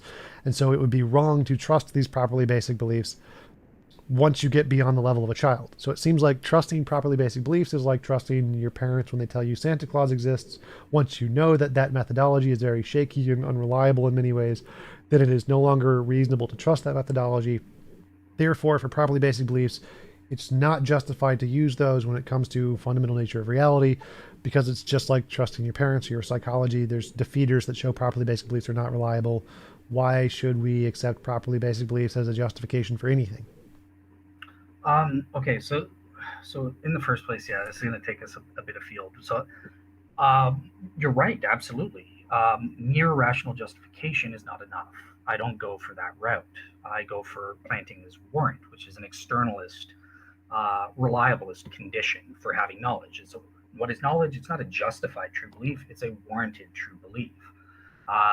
And so properly basic beliefs are proper with respect to warrant. Now, you want the definition, or you don't care about that? Or Well, in philosophy, warrant and justification are used synonymously mostly. Plantinga has his own little strange definition where he's subdivided them, but it doesn't make a difference here. So I would grant that the beliefs are warranted until defeaters are presented. I'm happy to grant that. That's fine, but that's the exact same as saying it's reasonable to believe your parents until defeaters are presented, and that would then justify belief in Santa. well, believing your parents is not a reliable mechanism for producing true beliefs, right? So the definition of warrant that I go for, that Plantinga likes, is that it's the belief is produced by a set of faculties functioning properly in a suitable cognitive environment, both maxi and mini environment, and whereby the faculties are successfully aimed at producing true beliefs. So it's very definition rule. You can't, by definition, have a false belief if you're warranted, assuming in the 100% degree. You hold that belief in the 100% degree because the true beliefs are entailed in being warranted, where it's not the case in mere justification. Well, that's just begging the question. So what we want to know is how do you get to these true beliefs? Why should we believe that this methodology of using properly basic belief gets us to true belief? That's the question. Just defining it as the case doesn't really help us. We want to know is, can this method reliably get us to true beliefs? Yeah. So this is where, this is where I differ from Plantinga. Plantinga just provides a pure externalist foundation for knowledge, that definition of warrant that I just gave. But you can always ask, well, how do we quote unquote know that we're warranted or something? Is that what you're asking, or no? So like it would be, if we say X is warranted and we want to know that this methodology of establishing warrant is correct or incorrect, how do we do that? So like, for example, I could say belief in Santa Claus is warranted. It is, to establish it is either is or is not. What is the methodology we go through to establish whether it is or is not? Yeah. What is the faculty that we're using? Our faculties use certain methods and that sort of thing, right? So is our faculty reliable or not? And I think that this is where I go beyond Plantinga. So Plantinga would just say, look, we don't have to be cognizant of what faculty we're using or whatever. If we just know something, as long as it's produced by that faculty in those conditions, then we have knowledge whether we're conscious of that or not. I go beyond him and say, well, I think in an internalist way, we're aware when those conditions for warrant are satisfied, it produces within us this irresistible inclination to varying degrees towards believing that belief. And this works based on knowledge by acquaintance and that sort of thing. We know that we know, so to speak, right? So when I'm appealing to this properly basic belief about objective properties of power being great, I know through knowledge by acquaintance that my faculties are reliably producing this true belief in that respect, directly through knowledge by acquaintance. So the internal irresistible inclination warrants knowing that the faculties are functioning, and the faculties in turn justify that. It's circular in that way. Okay, so I know by direct experience the spaghetti monster is real. How do we differentiate between these two claims of warrant? Yeah. So there would be no way if you're claiming it's properly based in a properly basic way. I just would say you're a liar, just like you would say to me, well, not a liar. I would just say you're wrong. And likewise, you have the right to say to me that I'm just wrong. And that's, if you're going to just deny that power is a great making property, what we would label as a great making property, I don't know how I would prove that to you outside of properly basic beliefs. Like, we would have to maybe come up with some kind of argument similar to how ethicists argue against moral subjectivism or relativism and say that that's incoherent in some way. But I don't have like an argument. Right. So as you may know, my fundamental epistemology says that everything starts as imaginary until demonstrated otherwise. And the fundamental nature of evidence is that which can demonstrate things are not imaginary. And properly basic beliefs, as you just admitted, can't differentiate imaginary from real. You just have to kind of just believe it. You believe it, so it's not imaginary for you. But that doesn't actually tell us that doesn't give us a way to differentiate imagination from reality at all. So like my method would be is if you have an idea that X is properly basic, I have an idea that Y is properly basic. The way to tell the difference is novel testable predictions. Whichever one can do that is the one that's more likely to be real, and we have a justification for believing that one and not the other one. But yours doesn't seem to provide any way to differentiate imagination from reality at all. You just kind of say, well, I feel this way, you feel that way, and I think you're wrong, you think I'm wrong. But that doesn't give us any kind of evidential basis at all. That doesn't differentiate imagination from reality. So it seems like properly basic beliefs as a method don't give us what we are looking for when we're looking for evidence, which is a way to differentiate imagination from reality. Well, it does. So they're subjective evidences. They are evidence, and they do give us a way. They give you a way to adjudicate. Dale, you are full of rubbish. You're saying all these things, but I don't believe you. If you truly do have a properly basic belief, and you know that you know through not through your own internal irresistible inclinations, you've got this that you are warranted in that respect. It doesn't matter what false claims I give you. You know for a fact that 2 + 2 can equal 5, right? I'm denying that, and does my denial of that, and you have no way to show to me that it can equal that, as far as I know. Um, does my denial falsify that you already know that? No. Okay, so let me phrase it this way. Properly basic beliefs are not a thing. There is no such thing as a warranted belief just by the fact that you have the belief, other than like you exist. Right. People can have false beliefs, but we don't just have the belief. Number one, it's a basic belief, under foundational. It's a basic belief. It's not derived from any other premises, so there is no chance of false logical inferences or false premises or something. It's a direct, immediate, basic belief.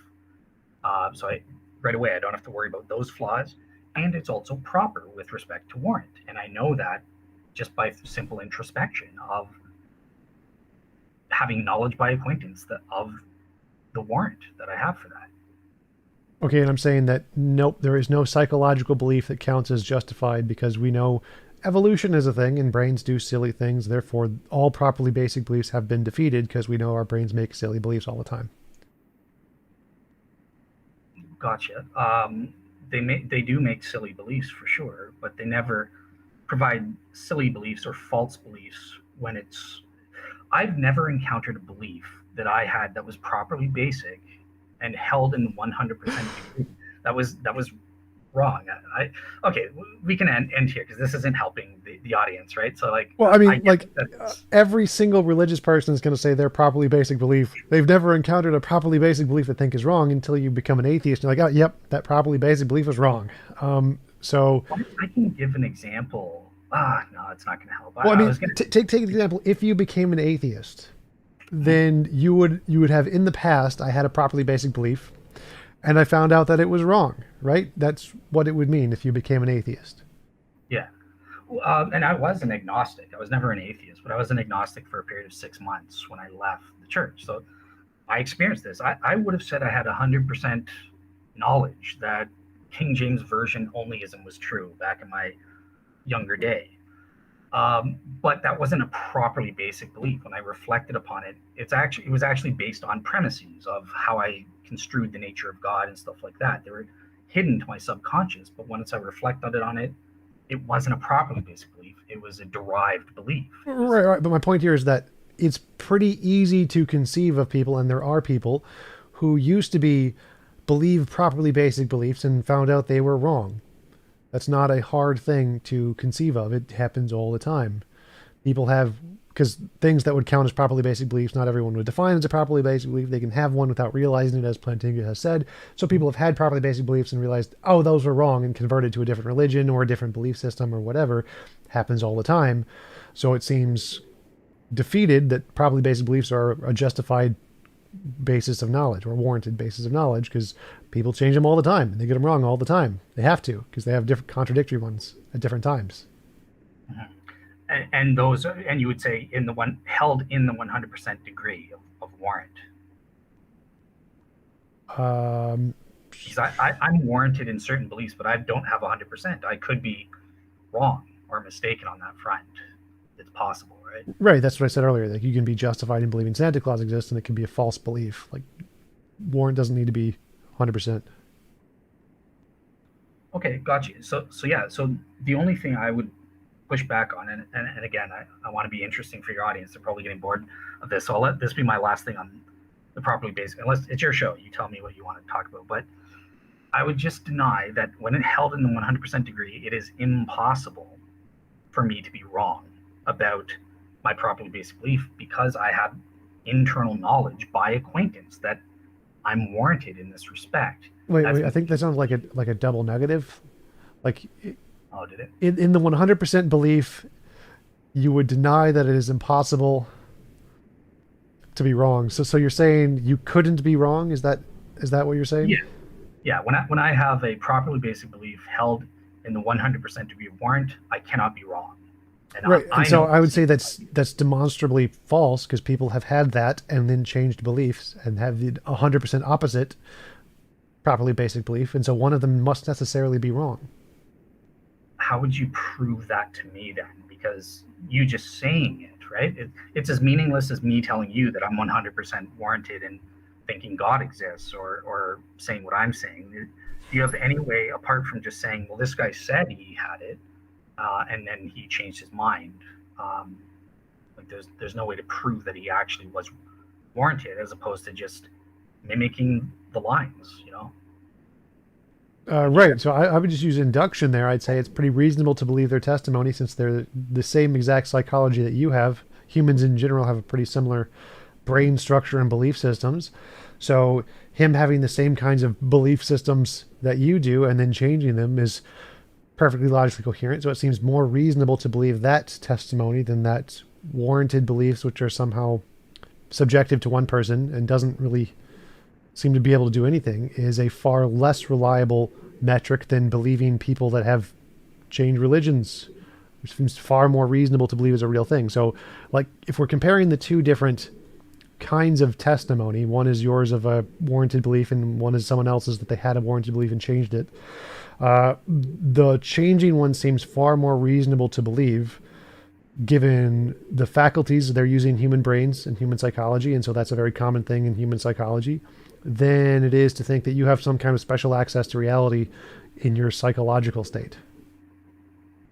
Okay, I think that's actually a pretty good argument or attempt there. But inductively, I would maybe object to you based on your grounds. You know, stuff you say against Christians usually. And, you know, people are liars. People delude themselves. These are proven all the time and that sort of thing. And they make false claims, not even purposefully lying. They some, like myself, I gave my own example where I was said, yes, I 100% know, and I was totally wrong. So I was deluded in that sense. So why doesn't that factor into your thing and say, well, actually, no, we wouldn't have reason to just take their testimony at face value because there's so many cases of people lying and or self-deluded about what they claim to know.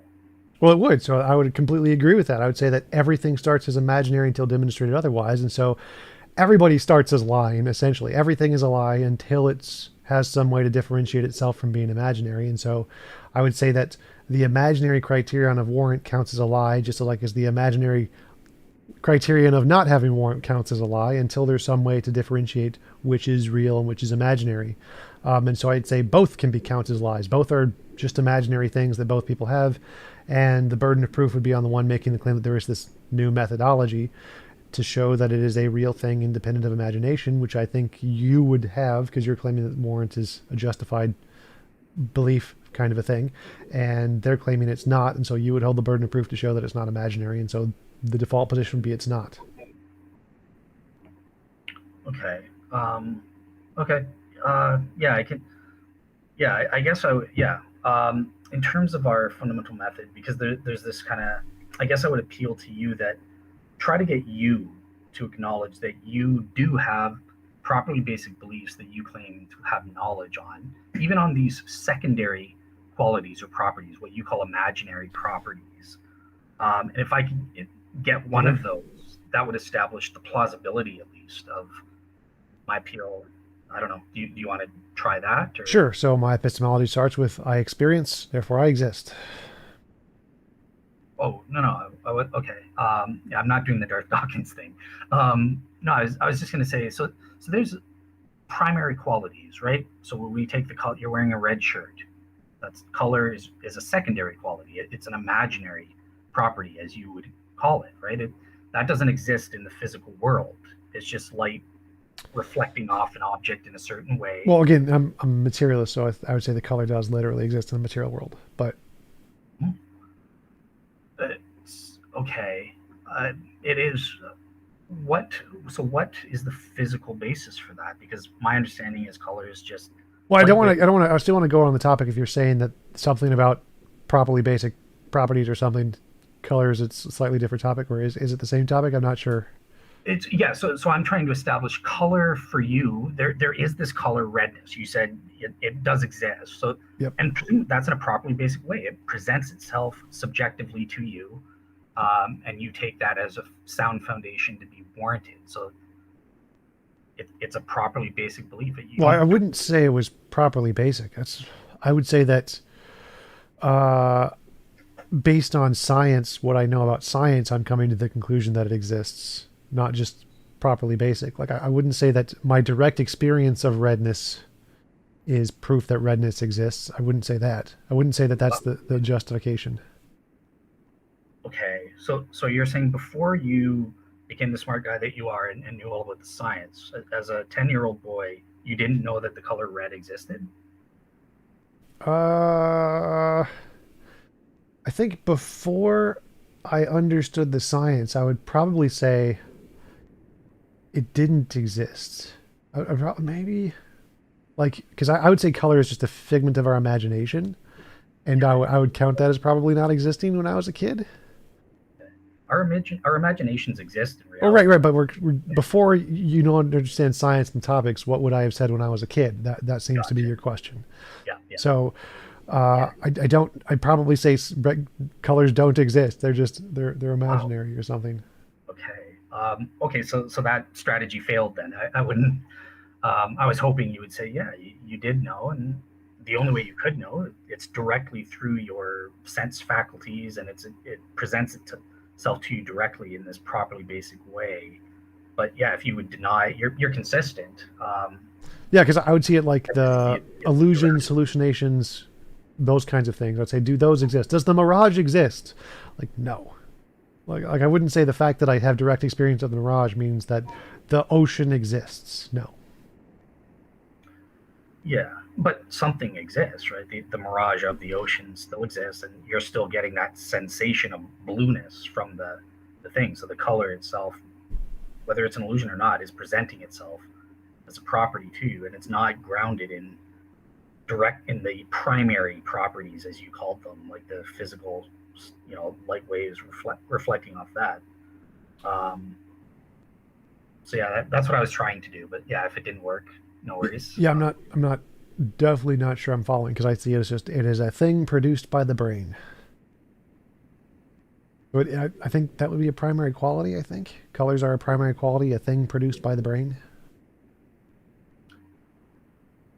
Well, there's nothing in your brain that's has the redness, right? Well, I would So say this, there is. So again, pure materialist. I think that the colors are literally a thing in the brain, literally physically a thing in the brain.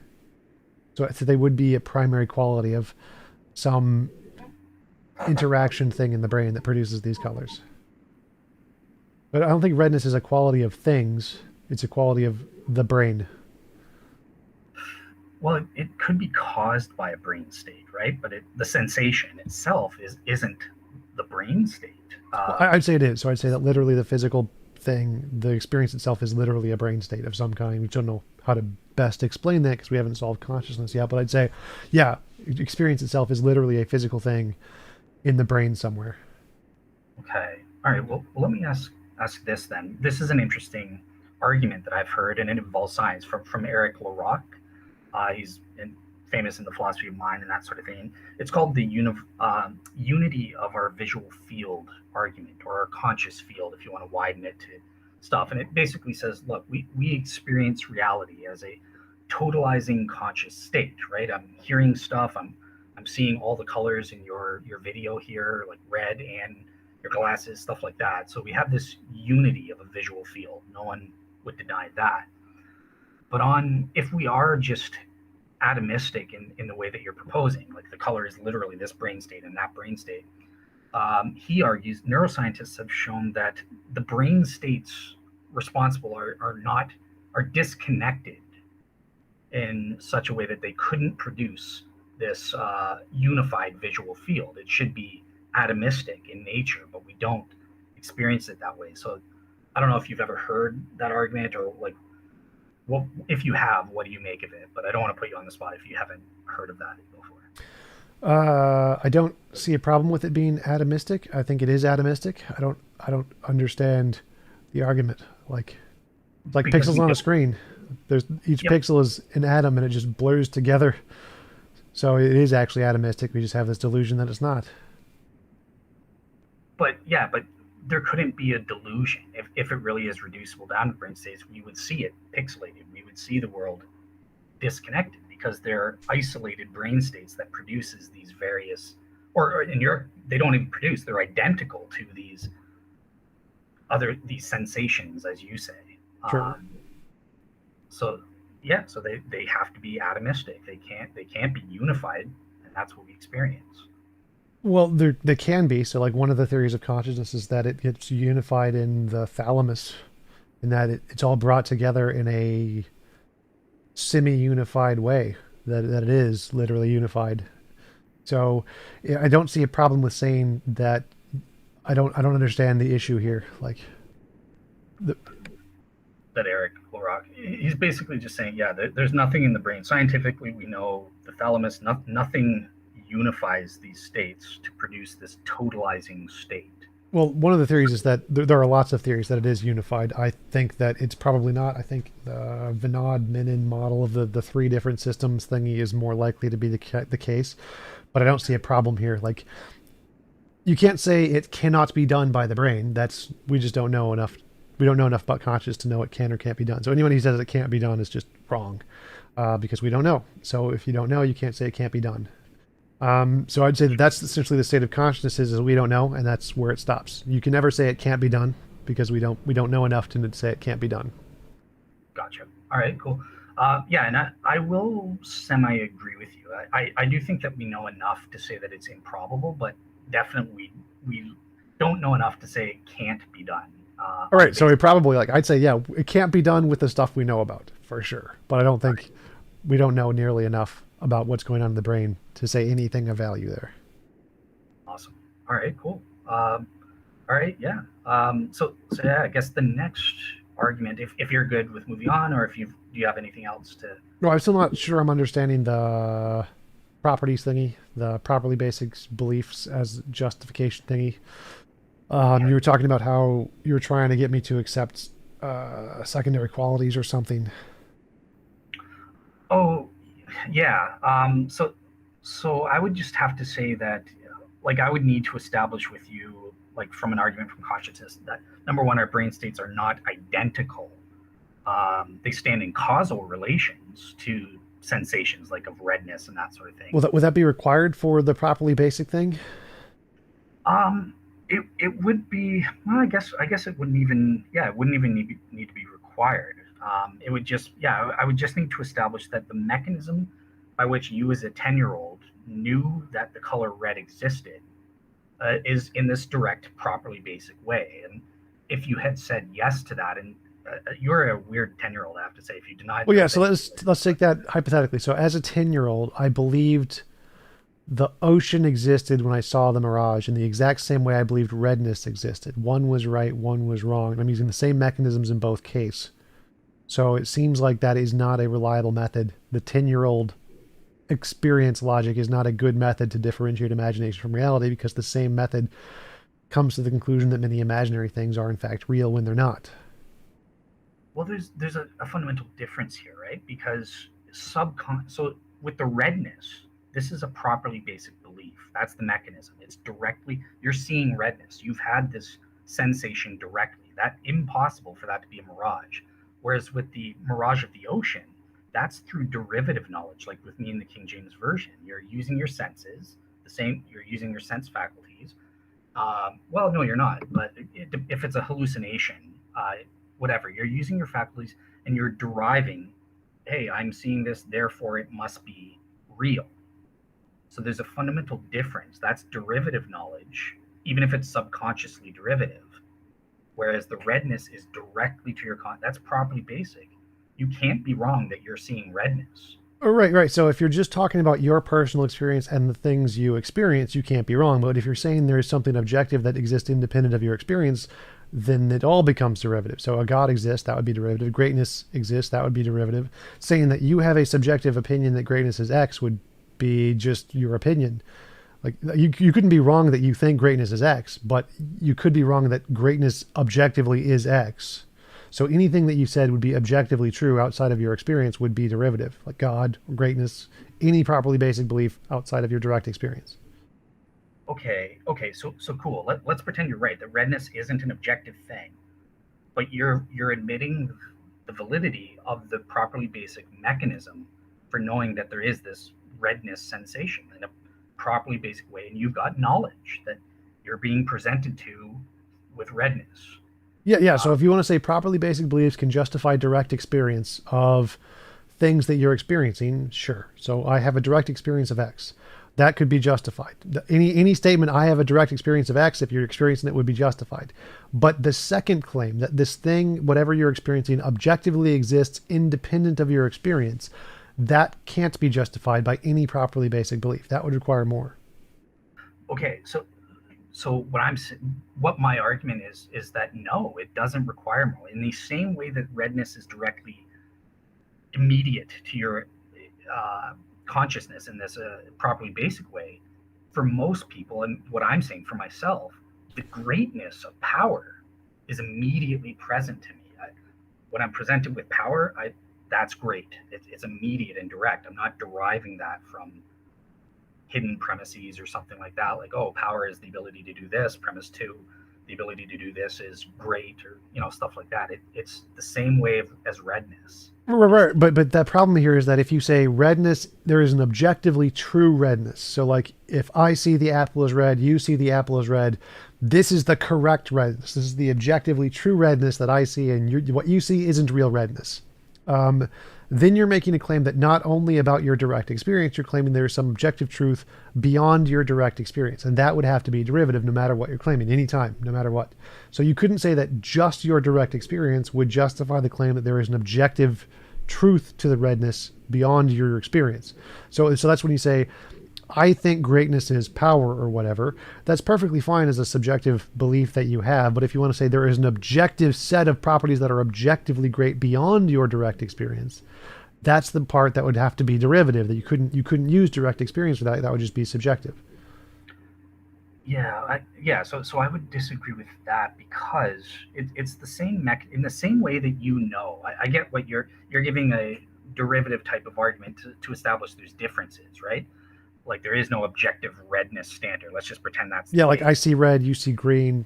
Someone who's colorblind sees black or white. But your sensation of redness is you have faculties that are able to experience this sensation of redness. In response, your faculties produce a properly basic belief, and that is proper with respect to warrant. You obtain a warranted true belief that you are experiencing redness, whether that's objective or subjective, who cares? So I'm saying those same factors, right? Those conditions for warrant that produce an irresistible inclination to believe that in a properly basic way are present with respect to the objective greatness. So that seems to be a contradiction here. So I have a warranted justified belief that I am experiencing redness. Yes. Do I have a warranted justified belief that redness exists beyond my experience? No. Sure. So greatness would apply the same thing. I could say I have a warranted belief that I think X is great. But do I have a warranted belief that is objectively great? No. So the only thing you would have a warranted belief is that is a subjective product of your mind. You would not be warranted in believing it's more than a subjective product of your mind just based off of the properly basic belief or the direct experience. That was so first of all, thank you. That was such a perfect analogy. You're exactly right. I 100% agree. But what I'm saying is that those conditions that allow you to have knowledge in the subjective cases also apply for me and I would argue for most people, not for yourself, in the objective case with respect to the greatness thing, at least, right? So I also have that in a properly basic way, the same factors, irresistible inclination, is produced with respect to this.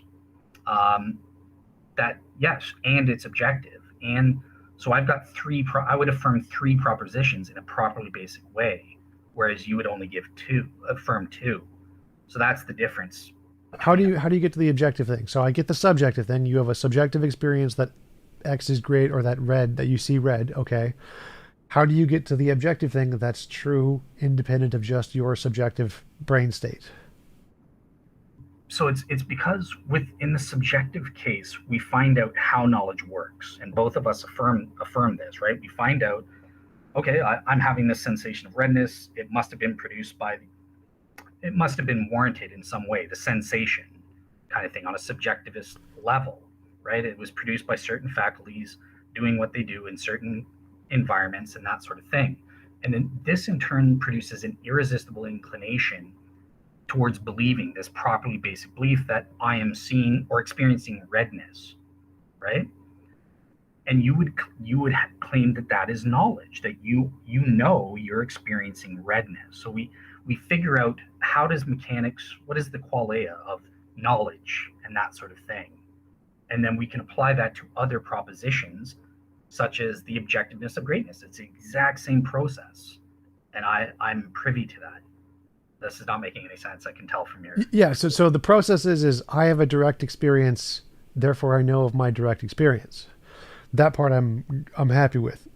But sure. You could say, I know of things beyond my direct experience, then it stops working.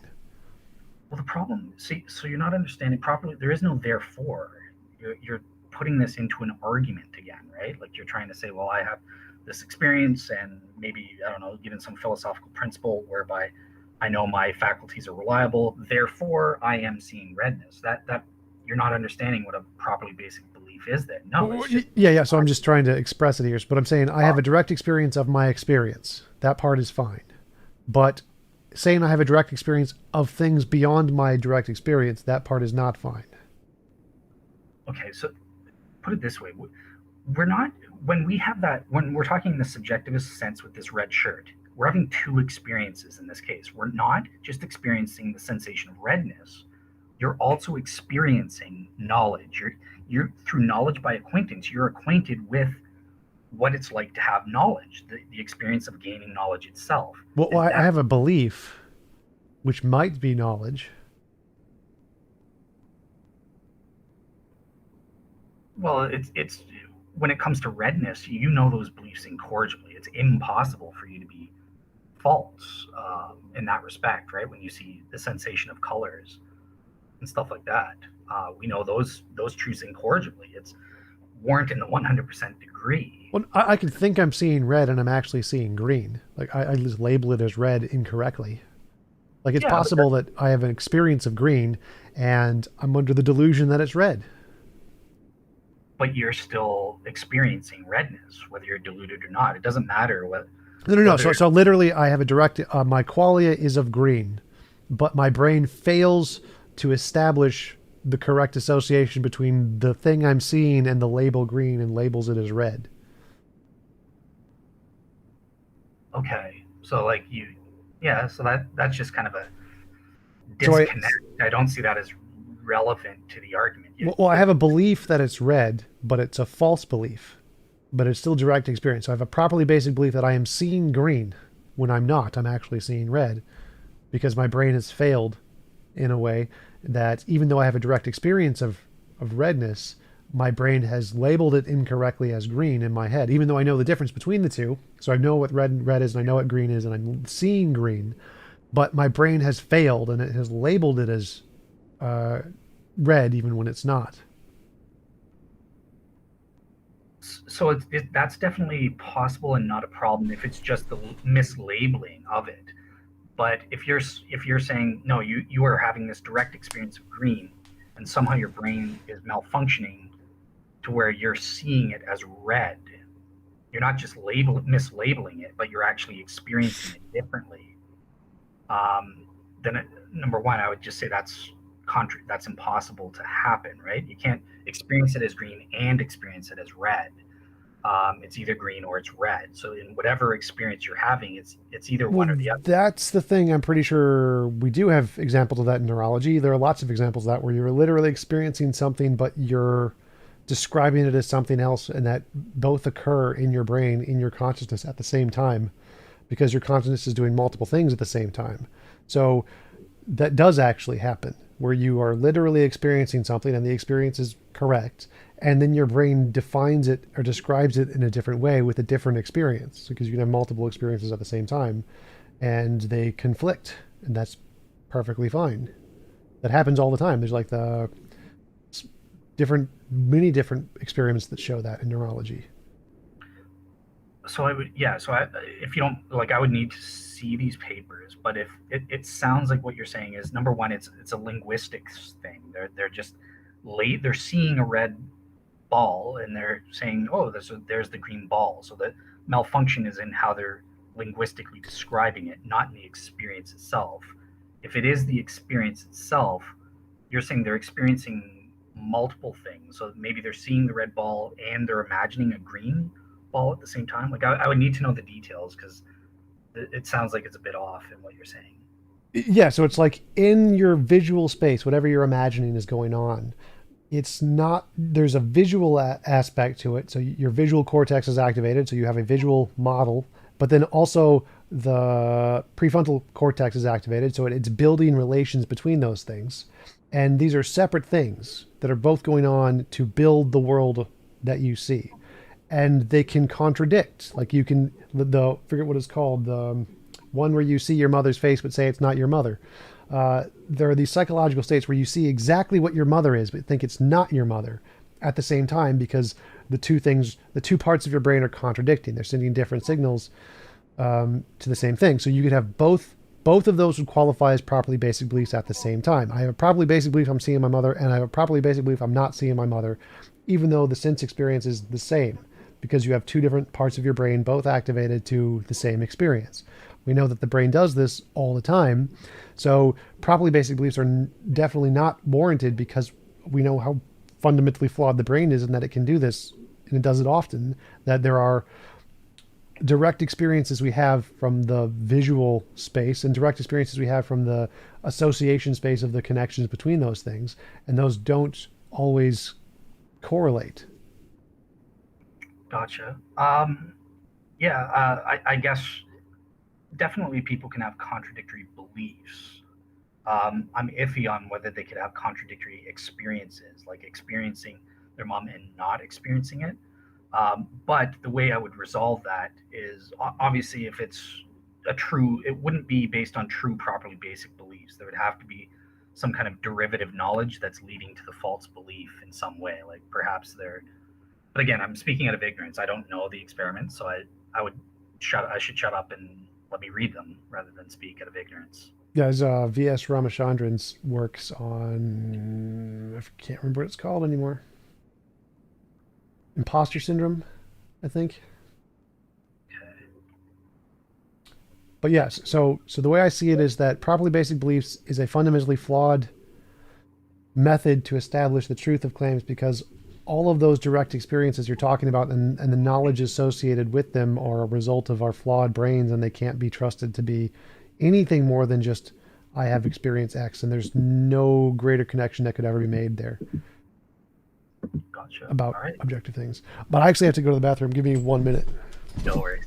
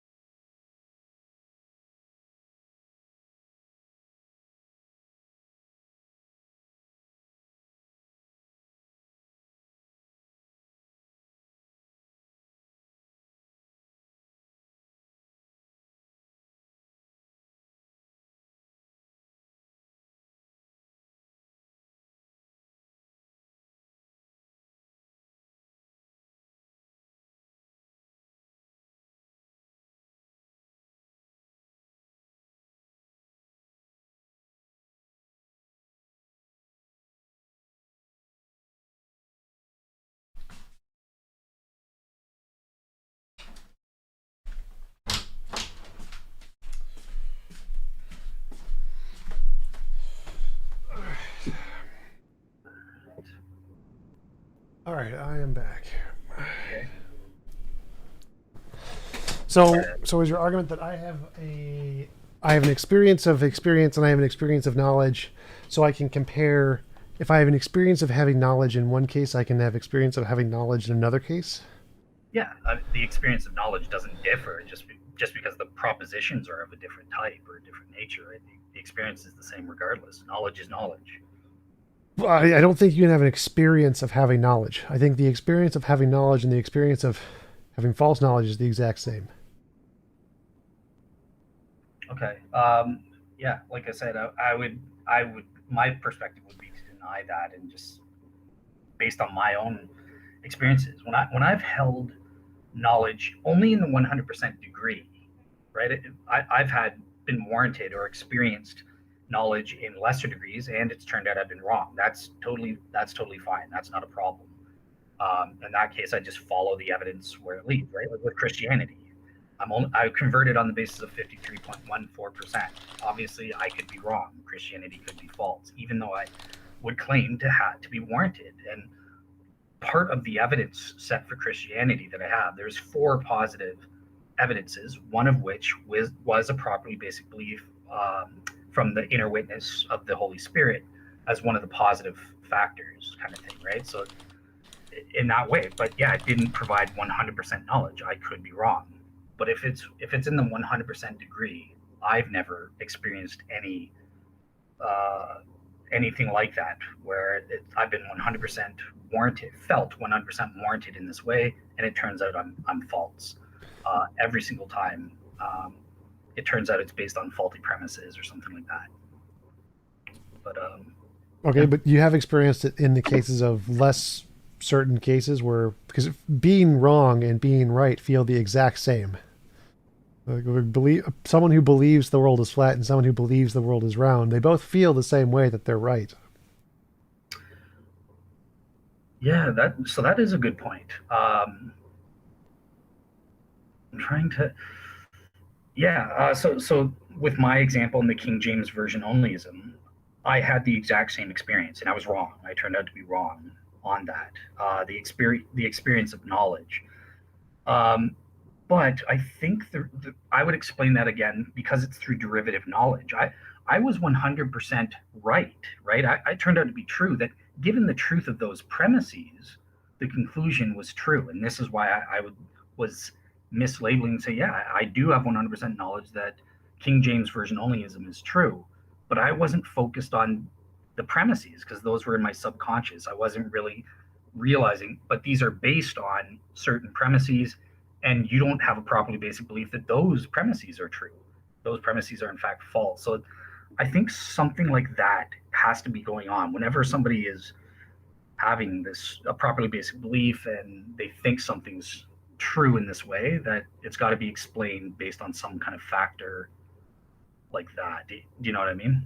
I'm not sure how that would apply in the case because I don't think the premises matter. Like what premises you use to come to the conclusion doesn't seem to make a difference to whether or not the conclusion is true. Like you can just say conclusion X, and the truth of the conclusion is independent of any premises.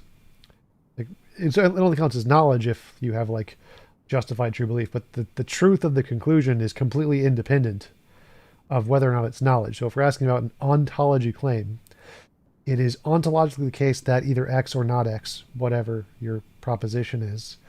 And if you want to say it's a true belief, for it to be knowledge, it has to be true. The truth of it is completely independent of the premises, right?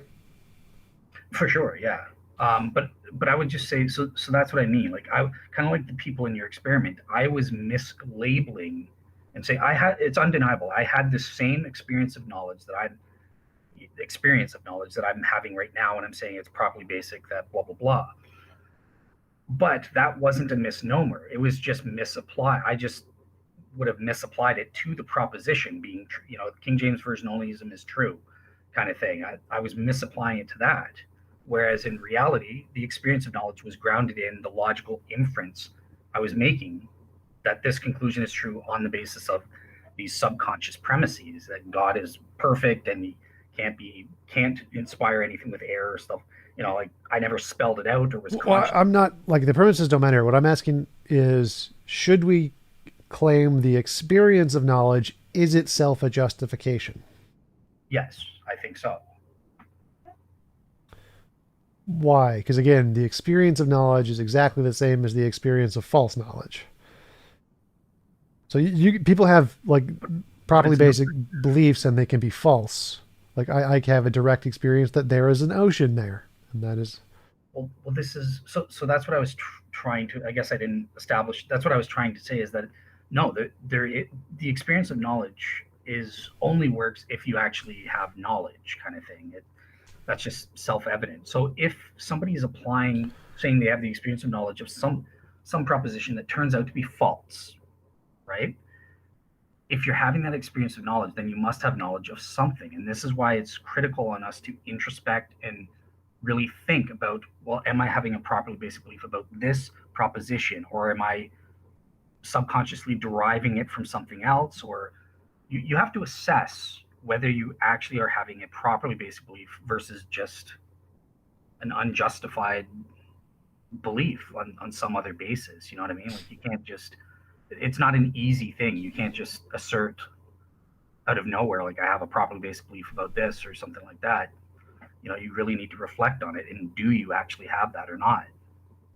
So I'm not seeing how you could reflect on anything that isn't direct experience and count it as knowledge. Like your experience of knowledge, having an experience of knowledge would only count as 100% if it was self-referential. I am experiencing the color red. I am experiencing blue. I'm experiencing TV, whatever. So that can't be wrong. I can't not be experiencing the TV, presumably. But that doesn't mean TV is there. So my experience of knowledge would only count as knowledge for my direct experience. And I can't say that my experience of knowledge of the TV would then be able to be applied to my knowledge that the TV is actually there. Because that would have to have a different justification other than my direct experience. It seems like the problem of solipsism. Like, so you have direct experience. Can you use the direct experience of knowledge to justify that the external world is there? No. Like that doesn't, because that's the question. That would be begging the question. Well, yeah. Well, I do this. I think this is the only way to defeat people that say, oh, this is a virtual world or we live in the matrix and stuff like that. No, we know that the external world is real, and it's directly through this properly basic way. That's what I think. That's the reason most people think it's ridiculous that we live in the matrix or something like that. It's they know that we're not, kind of thing. Now, there are smart people. I've had a professor who actually literally believes we live in a virtual world and stuff like that. So he doesn't have that. But nonetheless, I've experienced knowledge through acquaintance in this internalist way caused by my faculties functioning properly, blah, blah, blah. So I know that this is an external world and I can have knowledge in that way. It's when I'm holding up this is not a hallucination. I know that for sure when I'm holding up a pair of sunglasses here. Yes, it's possible for me to be hallucinating and stuff like that, but not in this case. This case, I'm having that experience of knowledge in the 100% degree. I know that these sunglasses are actually here and I'm touching them. So I'm not seeing the connection there. I can see the connection between you have an experience of sunglasses. So your belief that you have an experience of sunglasses can't be wrong. The belief that sunglasses actually exist definitely seems like it could be wrong.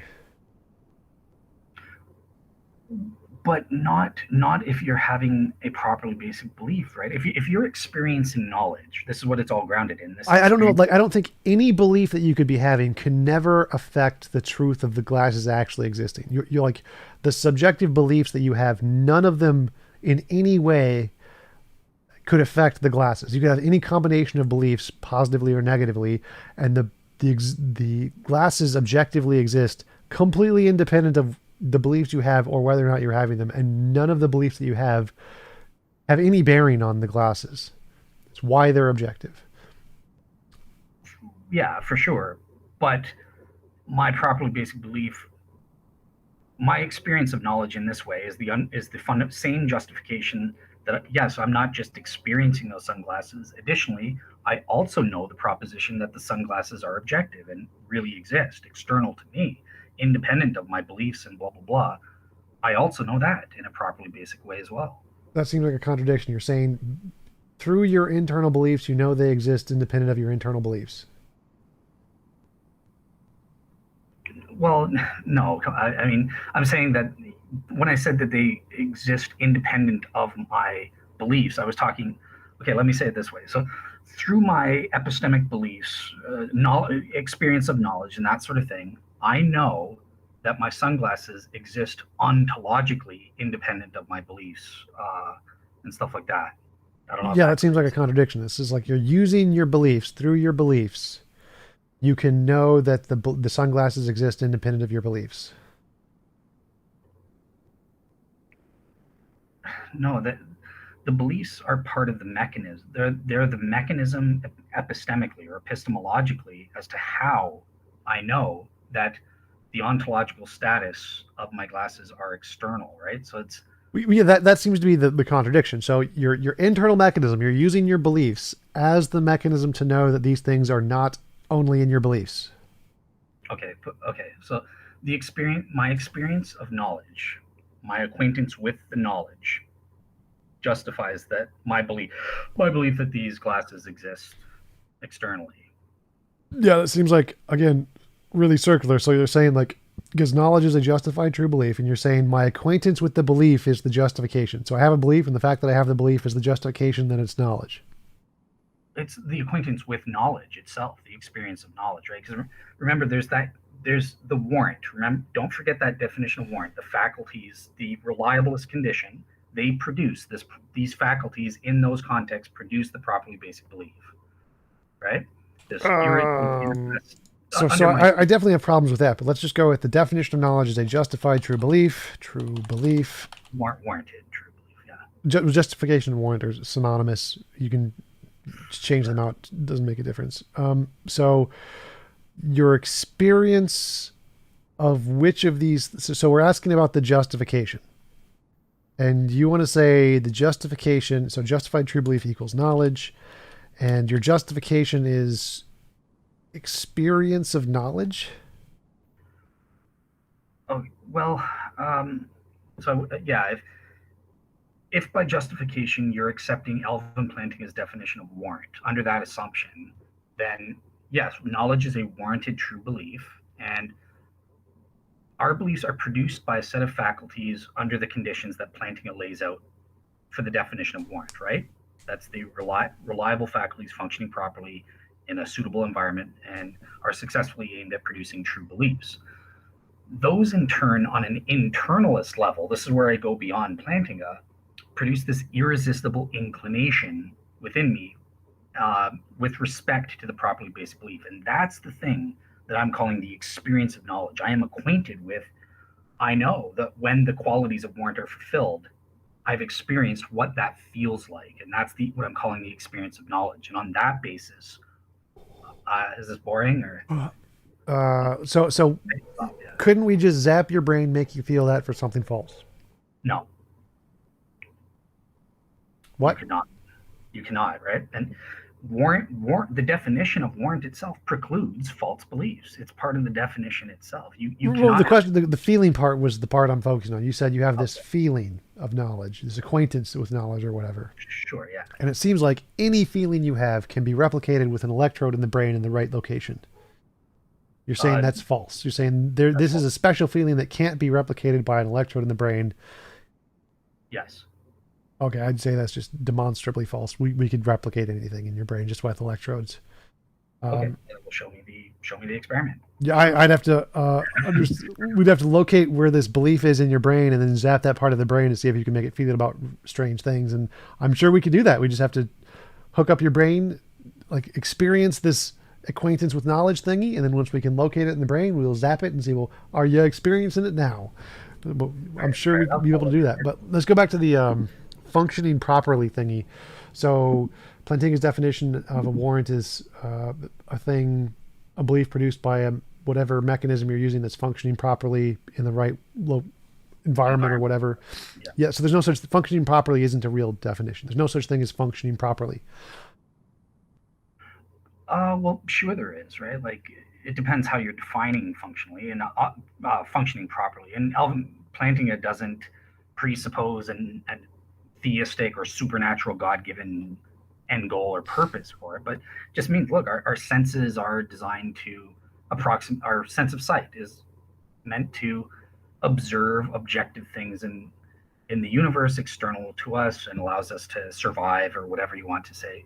Well, At yeah, least let's say functioning properly is just to produce survival and has nothing to do with correspondence to truth. yeah, sure. So that's the basis of Plantinga's evolutionary argument against atheism, right? Like it's instead of the faculties being designed to produce true beliefs, they're successfully aimed at producing beliefs with survival value, and on that basis, you can never know anything, right? Because false beliefs are conducive to survival in some contexts. And Well, so, no, I'd say you can still know things based on my definition, but the problem here is that functioning properly could be defined equally either way. There's no preferred definition of functioning properly. It's arbitrary.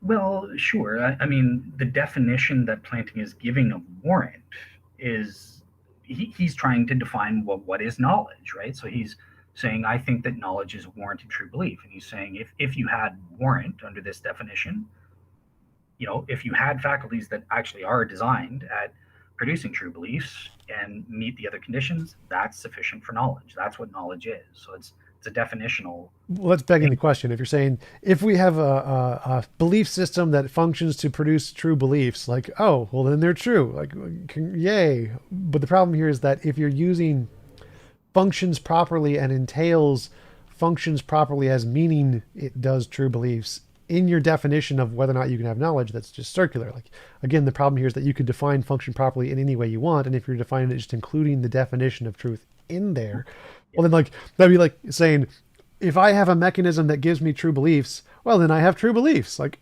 that's cool, but Yeah, and you're absolutely right. Yeah, brilliant of you. And Plantinga fully admits that this is as far as his book goes. He's not trying to prove it, and this is why I go beyond him. It's really all based. How do I know that I have got warrant in the sense that Plantinga defines it, with aimed at true beliefs? How do I know that my faculties are aimed at producing true beliefs? And it all goes back down to this experience of knowledge that we've been talking about. That's how I know. okay, That's so we would falsify if we could locate in the brain where you're feeling this experience of knowledge, and we could zap you and make you feel it towards whatever we wanted to. That would falsify your position.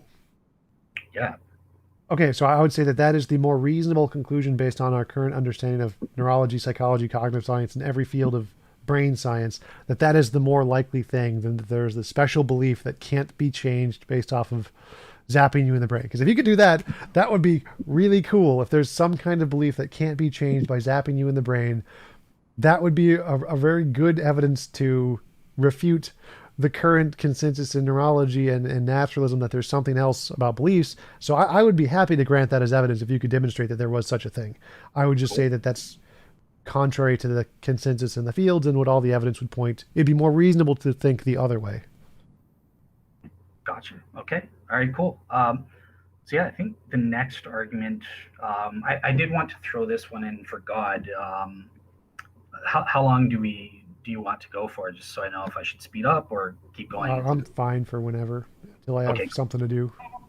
okay. All right, cool. So I wanted to get your opinion on an argument for beauty. So this wasn't an argument that played a role in my belief in God at all at the time of my conversion, and it's something that it isn't even developed on me. But I took a philosophy of aesthetics class, so I had to write a paper. So I kind of developed a half-baked argument, and I just wanted to get your take on it very quickly.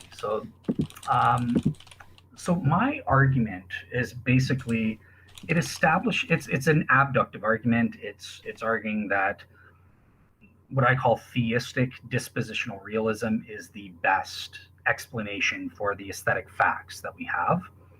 And I have 7 facts, or features of the aesthetic world that I think any hypothesis needs to explain. So the first one are aesthetic correctness conditions. So this basically says that aesthetic values and judgments can be correct or erroneous or incorrect in certain ways.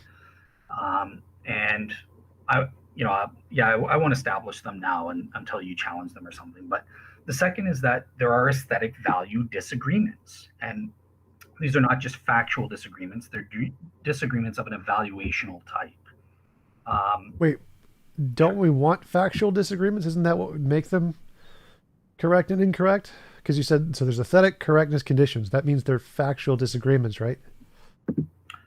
So no. So with this second fact, it's not even just factual disagreements. It's of a valuational level. We disagree. Like some people think Picasso's beautiful, other people thinks it's garbage. They differ in the evaluations too. Right, but so you said there's the first property the first premise in your argument is that there is aesthetic correctness conditions, and the second one is that this is not a factual disagreement, or not only a factual. It would also be factual, right? It has to be factual to be correct. Yeah, so they're both factual and evaluational differences. Okay. Okay. Just on a phenomenological level, right? Gotcha. Okay. The third one is that there is such a thing as aesthetic refinement or development in education. That's obvious. People go to art school and they refine their aesthetic tastes and stuff like that. The fourth one is that the what I call aesthetic object relevance. So this says that an object's properties are necessary to ground aesthetic values and judgments. Number five, there's only 7 here, so don't worry. Number 5 is that the aesthetic agent is needed. And Tom, we've kind of gone over this, right? Evaluations require an evaluator, a subject to make an evaluation. Number 6, I don't know if I should include this one, but I just said that there's a link. Psychologically, it's been proven that within human beings, there's a link between moral values and aesthetic values. So that's just a psychological fact. And then the last one is that there's this phenomenon known as aesthetic non-deference. We as human beings don't want to defer to the aesthetic evaluations of other human beings. We tend not to care about what the art experts say. I think this looks like garbage, or I think this looks great. I don't care what the film critics say. So those are the 7 facts that I'm evaluating the various hypotheses on. Do you want me to go into the hypotheses, or do you want to question the facts first? Or I'm not like your argument is that you need to explain these things or something. Yeah, what I call theistic dispositional realism is the best hypothesis at explaining these compared to others. Okay, I'm not seeing how. So I think aesthetic correctness would probably be the only one that matters here. Like, I don't think there is an aesthetic correctness. I don't think it's correct to say that the Mona Lisa is more beautiful than any of the other paintings in the Louvre or whatever. Like, there is no factual disagreement there. So there is an evaluation disagreement there, but the evaluation is purely subjective. And so that would, as long as I reject those two, that there is aesthetic correctness and that there's a factual disagreement, everything else is explained just by subjective mental states. Like, yeah, evaluation requires mind. We have minds. Agents are needed. That's fine. Moral and aesthetic connection. Like, yeah, people have definitely make a connection between beauty and moral things. They think that the more beautiful you are, the better you are, and that's subconscious biases. We don't like other people's opinions on beauty. Like, yeah, we don't care about other people's opinions on beauty. That's perfectly explained by evolution. What was the fourth one? Objective relevance something? Oh, the objects, the aesthetic object itself. So the painting of the Mona Lisa is a necessary, the properties of the object itself are necessary to ground values and judgments aesthetically. I don't know what that means. So the properties of the work itself are required to ground our values and judgments, right? We can't. So for example, if you picture one of the arguments from Malcolm Budd, who's a philosopher in aesthetics, Philip Talon. Let me use him. He's a Christian philosopher. He's been on Capturing Christianity show giving this, and he gives an argument saying that the destruction argument, right? So the properties of the object itself are relevant for producing. And I take what's called a causal conception view of aesthetics. So the object itself causes within us, the aesthetic agent, a certain relevant aesthetic experience that grounds the values. And then it also grounds us. It produces a belief in us. This is beautiful. This is ugly, whatever it is. Without that object, you can't have the same aesthetic value or experience. And the What argument does I was that mean? going Like something like if we had a hallucination of the object, it wouldn't be able to produce the same experience as the object itself existing? exactly, yeah. There's a diminishment in value. Okay, I would say that's probably false. I would disagree with that. Okay. Okay. Cool. So, just kind of looking at what are the various hypotheses? I'll just quickly go into that. So, in the first place, there's something called emotivism. I don't know. I don't want to waste too much of your time. So that just basically says it's the same as immorality. It just says that look, there are no truth or falsity. There are no facts in aesthetics. It's all just an expression of our emotions. That's an unpopular view. Most people don't go for that.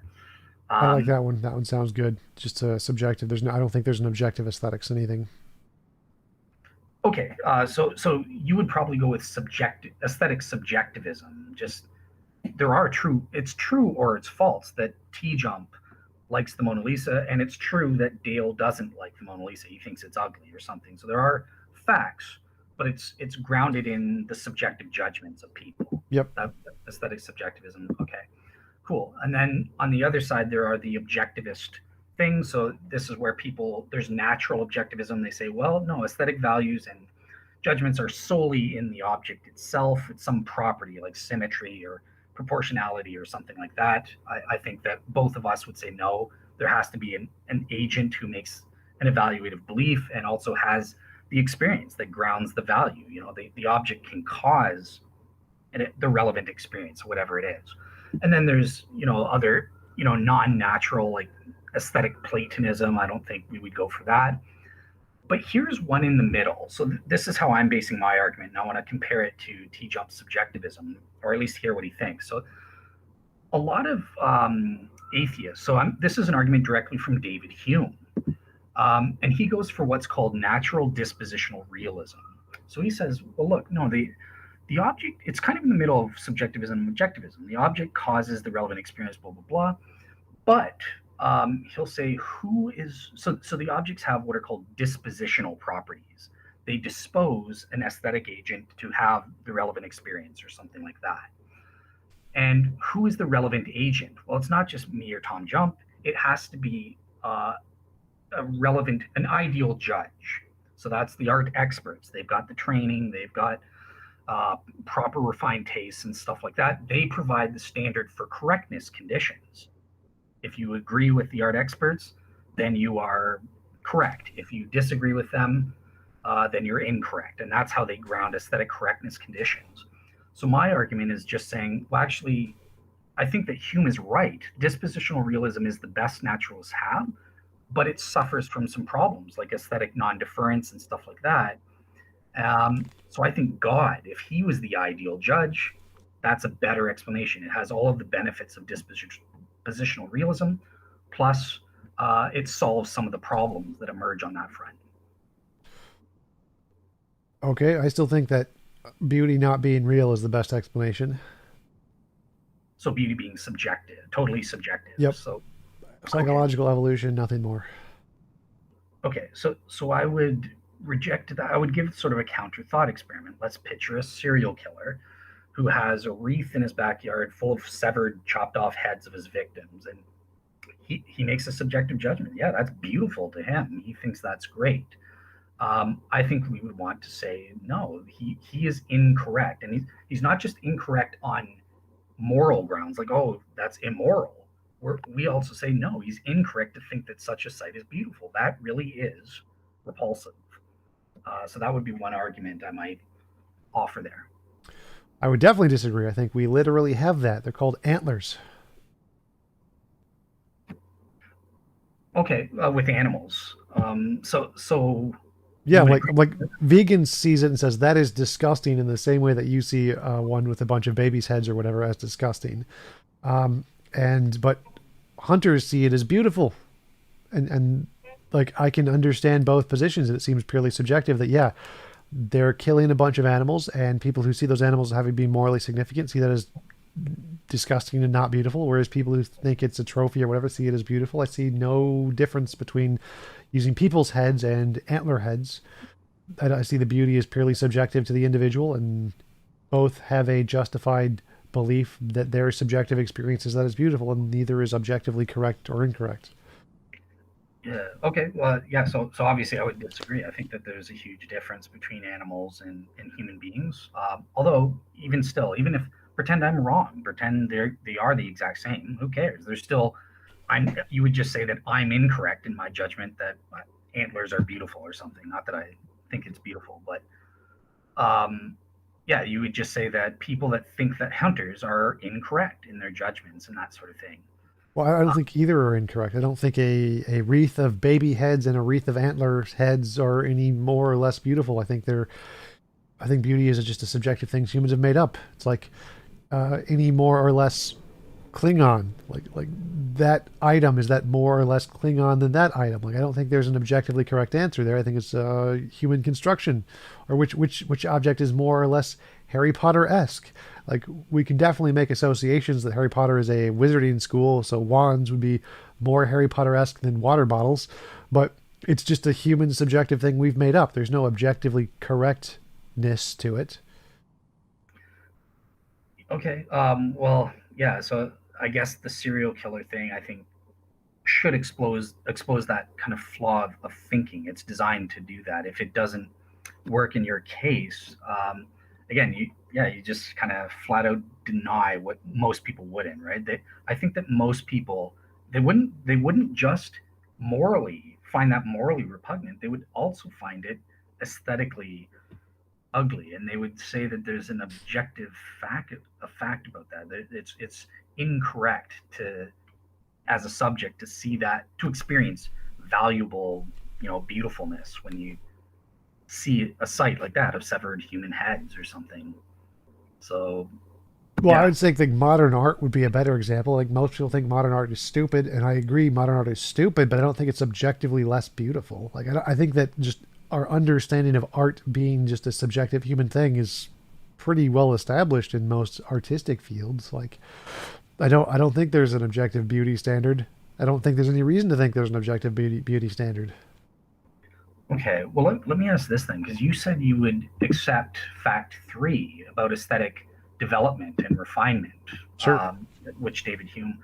So that would suggest there's an objective standard, isn't there? Because otherwise it would just be No. lateral changes. I liked this at time one, I don't like it at time two, but this implies there's some kind of vertical improvement going on. So there is a standard. Yeah, but the standard could still be subjective, so you're improving by your own standard.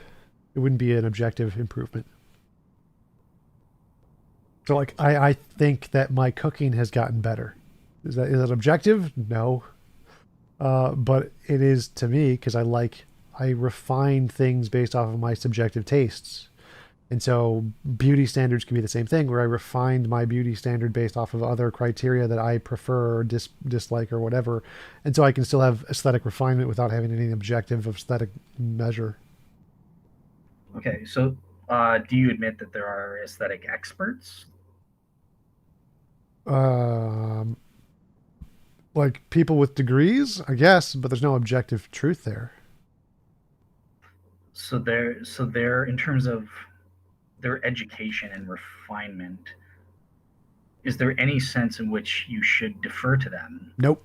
Um, Zero reasons to defer. That's the last one you said, the why people don't care yeah, about opinions on not beauty. Like there's zero reason to listen to art experts on art.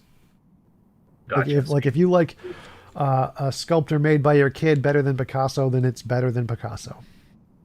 Gotcha. So okay, so you would definitely disagree with David Hume, where he does kind of recognize that there are these correctness standards, and they're grounded in one's level of development, one's qualifying as an ideal judge.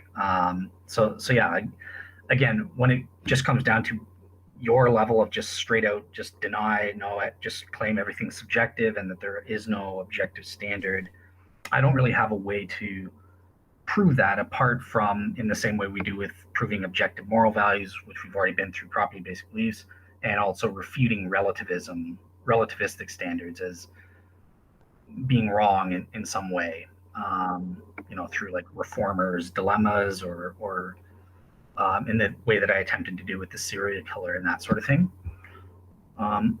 Okay. Yeah, I think that's it. Is it, other than denying the? Yeah, we can take the other approach and say, even if we grant moral or beauty is objective, would a god be the best explanation for it versus like a platonic beauty or something? Yeah, or compare it to like Hume's natural dispositional realism, because that's what I'm saying. I think he provides the best theory naturalistically, and then theistic thing does better than that. Yeah, since I don't think it's real. I don't really understand Hume's position there, but let's say it is real for the sake of an argument. Why would theism be better than any other non-theistic explanation? Yeah, so in the first place, I think that in terms of the facts, let me just bring it up again. All right. So I think number one, it does way better on number 7, right?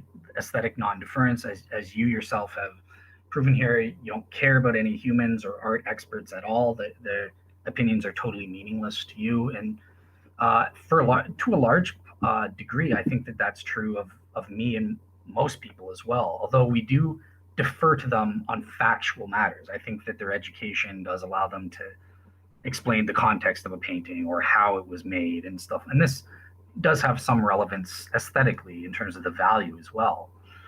But God does better than appealing to art experts in this way, because we have a reason that we ought to defer to God's judgments and God's aesthetic values. Wait, so are we just explaining why we don't like authorities or something? Because so the point of the 7 points that you listed is that these need to be explained under the hypothesis, right? Yeah. So we could explain under hypothesis that evolution, we prefer our own subjective biases over others' subjective biases. That seems perfectly coherent as an explanation of point 7. Why would the existence of point 7 be better explained under theism? Okay, so sorry, say that again. I missed. Well, so the goal is to explain these 7 points, and you're saying theism better explains these 7 points, and the 7th point is that we don't like authorities' opinions on beauty. Like, okay, but that seems to be perfectly well explained under evolution. We don't like anybody's authority over ours, typically. So I don't see why this would be better explained if there was a God, the fact that we don't like other people's opinions. It's, well, with evolutionary mechanisms, so that's more of an objective thing, right? Like you're saying that there's some kind of property, right, that's conducive to survival value or something. It depends which hypothesis you take. So the mainstream one is natural selection or something like that. It contributes to natural selection in some way, and to our survival. But even Charles Darwin himself admitted that that's not true. So he had to invent something else, right? Like, as a matter of fact, scientifically speaking, these features are evolutionary costly in terms of their survival value. Like the peacock's feathers harm it in terms of its survivability or something like that. And it's not something that would come up through natural selection. So this is why Darwin invented something called sexual selection, or more modern biologists come up with what's called null theory. Okay, you're not. Well, so I'm not seeing the relevance here. So we don't like other people's opinions on beauty. Yeah, that seems like explainable under evolution just fine. Like, why would I care what that person's position on beauty is? Why would I have a tendency to agree with them on beauty? Well, I was trying to defeat your claim that evolution could be an equal explanation there. I was saying it can't, given what we know. It doesn't explain it. In fact, the evidence counts against at least that version of the hypothesis being true, the natural selection thesis. Well, through natural selection, the random mutation causes us to have a disposition for different dispositions and think different things are beautiful. So I think that's beautiful. He thinks that's beautiful. I don't care about his opinion. I don't necessarily go for what he's going for. I don't see how this wouldn't be explained under evolution just through random mutation. We have different things of beauty, and we value the things that we see are beautiful, which would be a product of random mutation to result in a differentiation of species. It would be one of the key features of evolution. Why would this not be explained by evolution? Well, like I said, so if you're taking it depends which thesis you're going for, but I'm assuming you're taking the standard natural selection Sure. hypothesis rather than something else. So it does. So in number one, it's improbable to be the explanation for aesthetic values and judgments because it's counterproductive. It goes against survivability, like the peacock's bright feathers and stuff like that. And this is why evolutionists, even Charles Darwin himself, said that no, there has to be some other mechanism, like what he called sexual selection, or what Richard Prum calls null theory or something. And basically, what some scientists are arguing, Richard Prum is who I'm appealing to, and I'm in the minority here. The consensus is on your side on this, just to be upfront. But he says, no, look, we don't select people. You know, beauty is an indicator of health. This is why people are attracted to beautiful people. Oh, you'll give me more healthy offspring. This is the standard natural selection thesis. But Richard Prum proves, he's an expert in birds, and he proves that, look, no, for human beings and birds, actually beauty is fundamental. It's a fundamental quality for why we select our sexual partners, and that's one of the reasons. It's not just this, oh, well, you're beautiful, therefore you're healthy, now I'm attracted to you. No, beauty is a fundamental attractor in terms of our sexual selection and stuff like that. So that's denied by your thesis and it's not true to our aesthetic experience. Right, so I definitely deny that in the thesis. I would say that it's simply a product of what makes evolution work. A system that has a randomness feature will be able to produce more positive mutations than one that doesn't have a randomness feature. So, one, like, a guy just did a video on gerrymandering and how to build the correct system of gerrymandering. And if you have a larger randomness value that accepts random garbage through, it has a more likely outcome to produce a more accurate map because it can make larger changes that can be tested against previous changes. If you're only allowed to change very, very specific things, there are less changes that can occur, and you have a system that dies out and doesn't produce good results. So having a randomness variable like beauty selection, having it not be as centralized, will have a much better evolutionary advantage than one that has one that is centralized. Therefore, it's more likely to have one that is decentralized and have disagreement on beauty. Well, so I guess I would just say that human beings are a lot more unified when it comes to their aesthetic judgments and beauty than you seem to be implying. It's not this totally random process.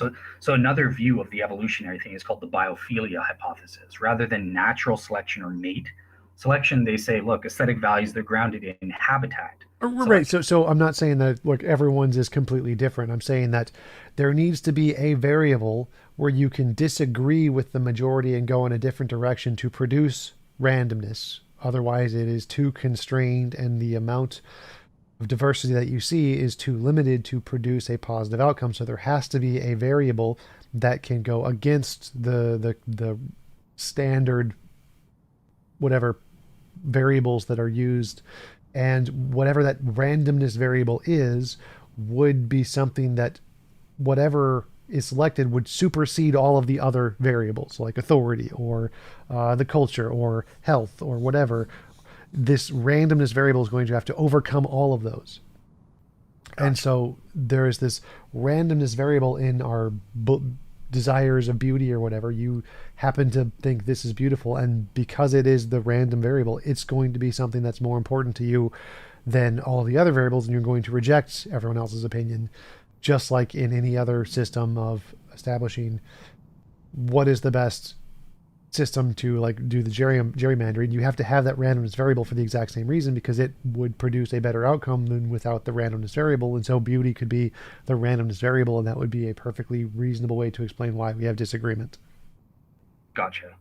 Yeah, and that is what people that go for the natural selection thing will try to say, I would just say that it seems improbable to me, given that it's evolutionarily costly. It seems implausible, and also it's very ad hoc. Everything you're saying, you have these just so type things that would have come into place just to explain the facts that we see it. So I think those are kind of the fundamental objections I would give to your what you would get there. Well, I definitely say it wouldn't be ad hoc. Like this is like if we test different models of like gerrymandering and we see which models create the best results, it's the ones that have this randomness variable in it.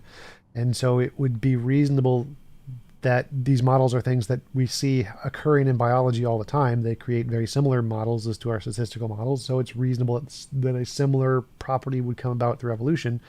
And for humans, beauty could be that thing. There wouldn't be a contradiction there. So it seems like that's actually very likely. We see these happen in bacteria all the time with the random directional things where they just go off in a direction, find the food source, then everything else dies and they just go towards the food source. Like this randomness variable is a really common thing in evolution. So the fact that beauty would be one of these features or a result of these features doesn't seem to be ad hoc at all. It seems to be kind of standard. Gotcha. Okay, let me ask this then. This is a feature number 6, if you were writing it down, and this kind of speaks against the evolutionary hypothesis as well as I'm interested. I think this is a benefit for the theistic version, but there is this proven psychological link between moral values being associated closely with aesthetic values. There are these psychological correlations that have been proven almost universally among all humans. So why would that be the case? Why would there, if we just evolved, or if aesthetic subjectivism is true, it doesn't seem that we would have this correlation. Whereas with God, the theistic version, no, it makes perfect sense. God exists a se, all moral values are grounded in him, aesthetic values are grounded in him, and he designed human beings to reflect him both morally and aesthetically. So it explains that fact, I think, better than naturalism could. I would say that the same reason that logical decisions are contingent on emotion. Like if without emotion, you can't make logical decisions. That's a well-known fact in neurology. Once your emotional centers are damaged, you just can't make any decision at all. It's because that function of the brain is essentially just the same thing doing multiple features, multiple functions. So it wouldn't. I didn't know that. So cool.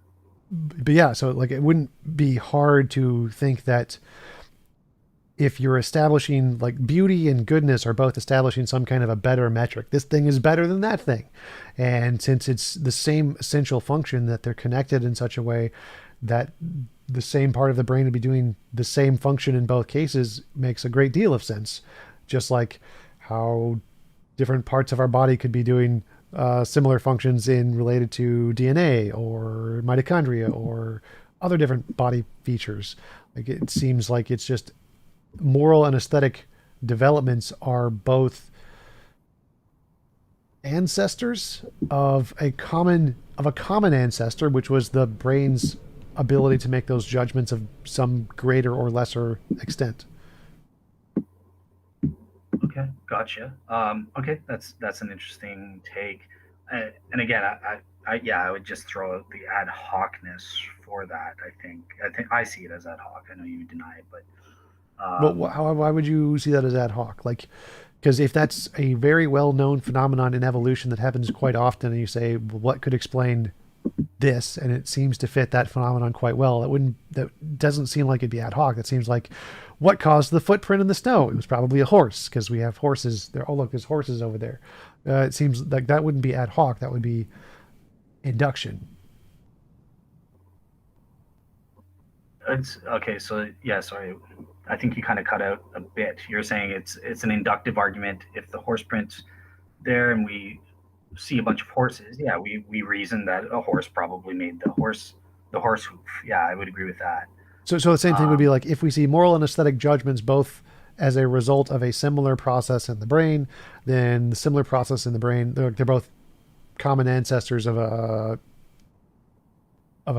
previous. There was a previous common ancestor that both of those parts or mental processes we're resulting from seems like a reasonable conclusion, because that's a thing that happens a lot, that we see a lot, just like we see horses a lot. So there's a thing we can't explain, or we don't know what the explanation is. Here is a process in evolution that happens a whole bunch that could explain that thing. I don't Okay. think it'd be ad hoc, it'd just be induction. Yeah, so I would just the reason I said I think it's ad hoc is I don't think that we have any evidence for the type of thing that links or correlates values with each other, like aesthetic value or moral values and that sort of thing. So maybe you have examples of something else, like a common structure has a common ancestor. Like what?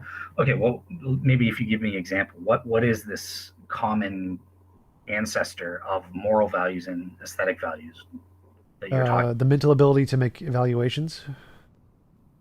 The mental ability to make evaluations. And okay, so it's how do you know? So you're just kind of making up that's prior to these things, right? There's no evidence that we had, and before we had moral evaluations or aesthetic evaluations, what was our evaluations of? It was purely just epistemic. What was the faculty's role at that time? Hunger, not hunger. Be a So fight, like, fight or flight. gotcha. So simple, like epistemic kind of things. Okay. Um, so yeah, I think it for me the reason I would just label it ad hoc is that there's no evidence. It's just a non-evidence assumption that this faculty was in this state prior to and gave rise to more moral and aesthetic values. Like I don't think that's evidenced. I think that's just you making, well, this makes Well, sense. yeah, because I'm hypothesizing here. So this is currently just me making stuff up. It's probably a pretty good theory, so I think I probably could find something on it. But if we compare this theory to God theory, this theory has more evidence because it's built on things that do have a basis. Like all of the features of my theory that I'm presenting have a good empirical basis in evolution, whereas all of the features of your theory do not have an empirical basis. So my theory would be preferred. Gotcha. All right, perfect. All right, cool. So I wanted to fit in. So we've been talking about arguments for God's existence and that sort of thing in general. But I know that you were interested in well, why am I a Christian specifically? Why a Christian theist? And this is why I wanted to make sure we had time to throw in kind of my notion about how we identify miracles in the first place, just in general. If we can go over that, Sure. and then maybe discuss like a practical example from the Shroud of Turin, which is one of the four positive evidences I based my decision, my faith to come to Christ in. So, all right, cool. So, in terms of identifying miracles in general, I think that this whole supernatural versus natural divide is a complete misnomer. It's an enlightenment concept that's not helpful and that sort of thing. It just kind of turns people's brains off from even considering it and that sort of thing. So I prefer approaching the identification of miracles through a lens of intelligent design. Did God design this event or not to happen? And along those lines, I like William Dembski's specified complexity. So if an event is complex in a specific way or it's improbable in a certain way, and it is accompanied by the criterion of specification, it has an independent it conforms, the event conforms to an independent pattern, a detached pattern or something like that, then we can conclude an intelligent designer is behind the event. So I kind of use a bastardized version of Dembski's criteria here. So when we try to identify miracles, philosophers like Swinburne, Gary Habermas, all of them say there's essentially three ingredients, right? Number one, it's got to be, you have to prove the event happened or whatever it is. Number two, you have to prove the event is extraordinary or improbable, or to use Dembski's terms, complex in a certain way. The third one is there has to be that element of specification. So this is where philosophers throw in, well, there's got to be the religious context, and that makes a difference. If you have all three of those ingredients, you can say, yeah, this is probably a miracle. So my specific versions of that, so I kind of came up with an 11 premise argument, which I won't go into, but just understand my criteria fit into an 11 premise argument. But it basically says, look, I agree that there's the first criterion. We have to prove that the certain event happened or occurred or whatever it is. But then we also have to prove to a reasonable person. That's my standard. A reasonable person, the legal definition, an average person, average intelligence, average wisdom, blah, blah, blah. This is my standard. Would be rationally justified, so not warranted, but just justified, and think that the event is an extraordinary event.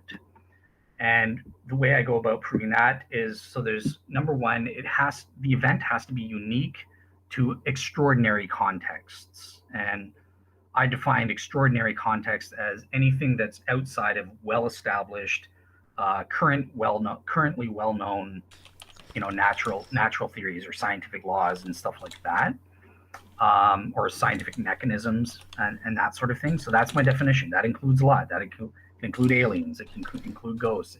It includes natural anomalies and that. So it's a very watered down standard here. And so that's my uniqueness thing. It has to be unique. The event has to be unique only to those types of contexts. And then secondly, in addition, a reasonable person would also have to say that it's probably not the result of ordinary natural mechanisms. Go back. So it has to be unique, like ghosts, or what is the uniqueness thing for? Why does it have to be unique? What is this? So it's a falsification criterion. It has to be unique to what I call these extraordinary contexts, right? So if we have an event, like say we have it's a common argument with Jesus' resurrection. Oh, he appeared to groups, 12 people. Is this just your definition of miracle? It has to be a unique event? So yeah, it's a criteria that I use to identify that an event is extraordinary in the way I define. So it's one of the factors that goes into that. So criterion A, you have to prove the event happened. Criterion B, you have to prove that a reasonable person would think they're extraordinary. How do we think that it's extraordinary? Well, the first step is it has to be unique to certain contexts. Okay, gotcha. Make sense? Okay. In addition to that, not only does it have to be unique to extraordinary contexts, there also has to be some reason to think it's improbable that what I call ordinary natural mechanisms can explain it. So once again, that can be by proving the uniqueness of the event, but this time there's a qualification. So it's unique. Sorry, is this too much, or? I'm just going by your facial expression. So yeah. Improbable that ordinary mechanisms can explain it. Like, I'm not seeing the difference between that and being extraordinary. Well, this is a way to prove that it is extraordinary, right? So it's unique to that context, despite there having been sufficient opportunity for the event to have been duplicated in a naturalistic context. This is one way that I have of proving that a reasonable person would think it's improbable that ordinary natural mechanisms alone is a equal explanation for it. Okay, let's skip the criteria. Go into like an example of what is like how is this? Give me an example of a miracle and reason we have to accept it. Okay. Okay. So I'll just say this then. So an example is the formation of the images on the Shroud of Turin, and the way I evaluated all miracles, including this one, is that it conforms to these criteria that I've laid out. So yeah, I guess just one last general thing to say then. If I won't go through the criteria if it's too much, but so number one, it conforms to those criteria, and secondly, I'm warranted in believing that is proof from God in the context of my 11 premise argument, because I twist the skeptical argument from confusion and say that God could not allow an event that fulfills these criteria. Part of it is that it's within a religious context where it's authenticating religious message, and the event is not subsumable to another religion. So like, the virgin birth, Muslims claim the virgin birth, or with Moses parting the Red Sea, Christians also believe in that. So it can't be subsumable. There has to be a way to tell who gets the miracle and that sort of thing. If those criteria are fulfilled by a certain event, and that religion is false, or God doesn't want us to follow that religion, that results in undue confusion. Therefore, we know that he wouldn't allow for something like the Shroud of Turin to fulfill these things. Okay, so radiocarbon dating on the Shroud of Turin shows that with a 95% accuracy, it was dated between like 1200 and 1300 AD, 1400 AD. Okay, so on to the Shroud of Turin then. Okay, so that's true, right? I've linked to the paper itself, but it's totally false. First of all, the 95% degree of certainty is false, and I can scientifically, it's been mathematically proven. Well, right. Below it says that the 95% accuracy, to hold the 95% accuracy, you need to add 88 years. So, okay. I did that. So I said 1200 to 1400. So I added the 88 years. Okay, so they fudged the data. This is a scientifically proven fact. Harry Gov, the radiocarbon scientist in charge of it, admitted this in his 1996 book. They got a total of 16 values, and the paper that you're looking at excludes 4 of the outliers there. So statistically, if you use the chi-square analysis test, and I can link to the papers here, it's multiple peer-reviewed papers that admit this, including in Nature later on, but the statistics, there's such a variation. If you include the outliers in that, there's such a variation. I think it's like 400 years or something. Again, I'll need to reconfirm, but it's 400 years within a span of 4 centimeters if you include the outliers. So that means you can't get the 95% degree of confidence, and it's an international statistic standards. If you have anything less than 95% degree of confidence, the results are garbage. You can't trust them. You're not justified in using those results. No mathematician in the world will deny that. It's a chi-square test that they used, and P-values can get a lot less than that. That's not a big deal. But the most recent analysis, 2020, concludes that the stated date range needs to be adjusted by 88 years in order to meet the 99% confidence. The most recent analysis, 2020, says that that number is still correct if you add 88 years to the projected dates, which I did.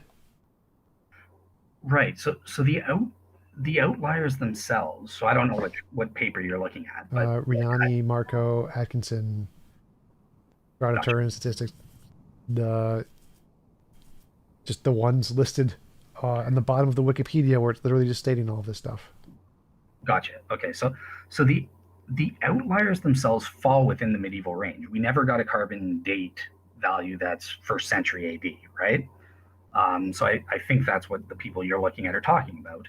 But in terms statistically, to get that 95% degree of confidence in the results that they had, they conducted a chi-square test, and they deleted the outliers to fit that international standard. And Bob Rucker, who's an expert, he's a nuclear engineer and that sort of thing, who worked for the government for years. He's one person who calculated and has mathematically proven, without doubt, with 96 point something % degree of confidence, that the results that the carbon-14 scientists got were the result of not measurement error that the carbon-14 scientists just assumed it was. It's systemic bias or systemic error, and that's based on the what's the word I'm looking for? The range of dates. If you include all 16 that they got, it's statistically impossible for that date to be correct. There's some kind of systemic bias at play, and that's been mathematically proven.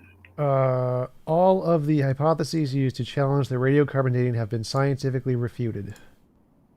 False. Professor Christopher Ramsey, Oxford Radiocarbon Accelerator Unit, 2008. Yep. Radiocarbon Dating, 2nd edition in Archaeology Perspective by R.E. Taylor, offered use of something.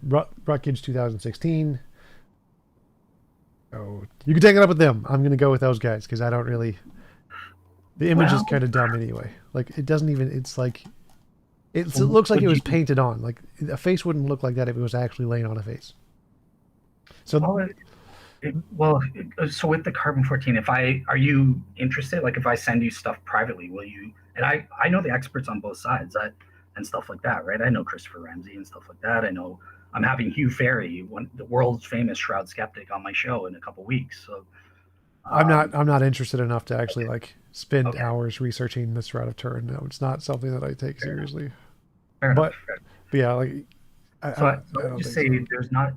there have been over 2 dozen every forensic expert who's actually seen the Shroud Man disagrees with you. There's not a single one who studied the cloth itself and says, yeah, this is just ridiculous nonsense. And I'm not talking believing Christians, right? I'm friends with pro Shroud expert Barry Schwartz. He's not a believer. He's not a Christian. He's Jewish, and he doesn't believe the Shroud images are miraculous in any way. He does believe, on the basis of scientific evidence, that it belonged to Jesus. We can prove that this covered the historical Jesus, or at the very least, it's scientifically proven that it covered a real human corpse. Um, so yeah, and he's not the only one. I mean, there was lots.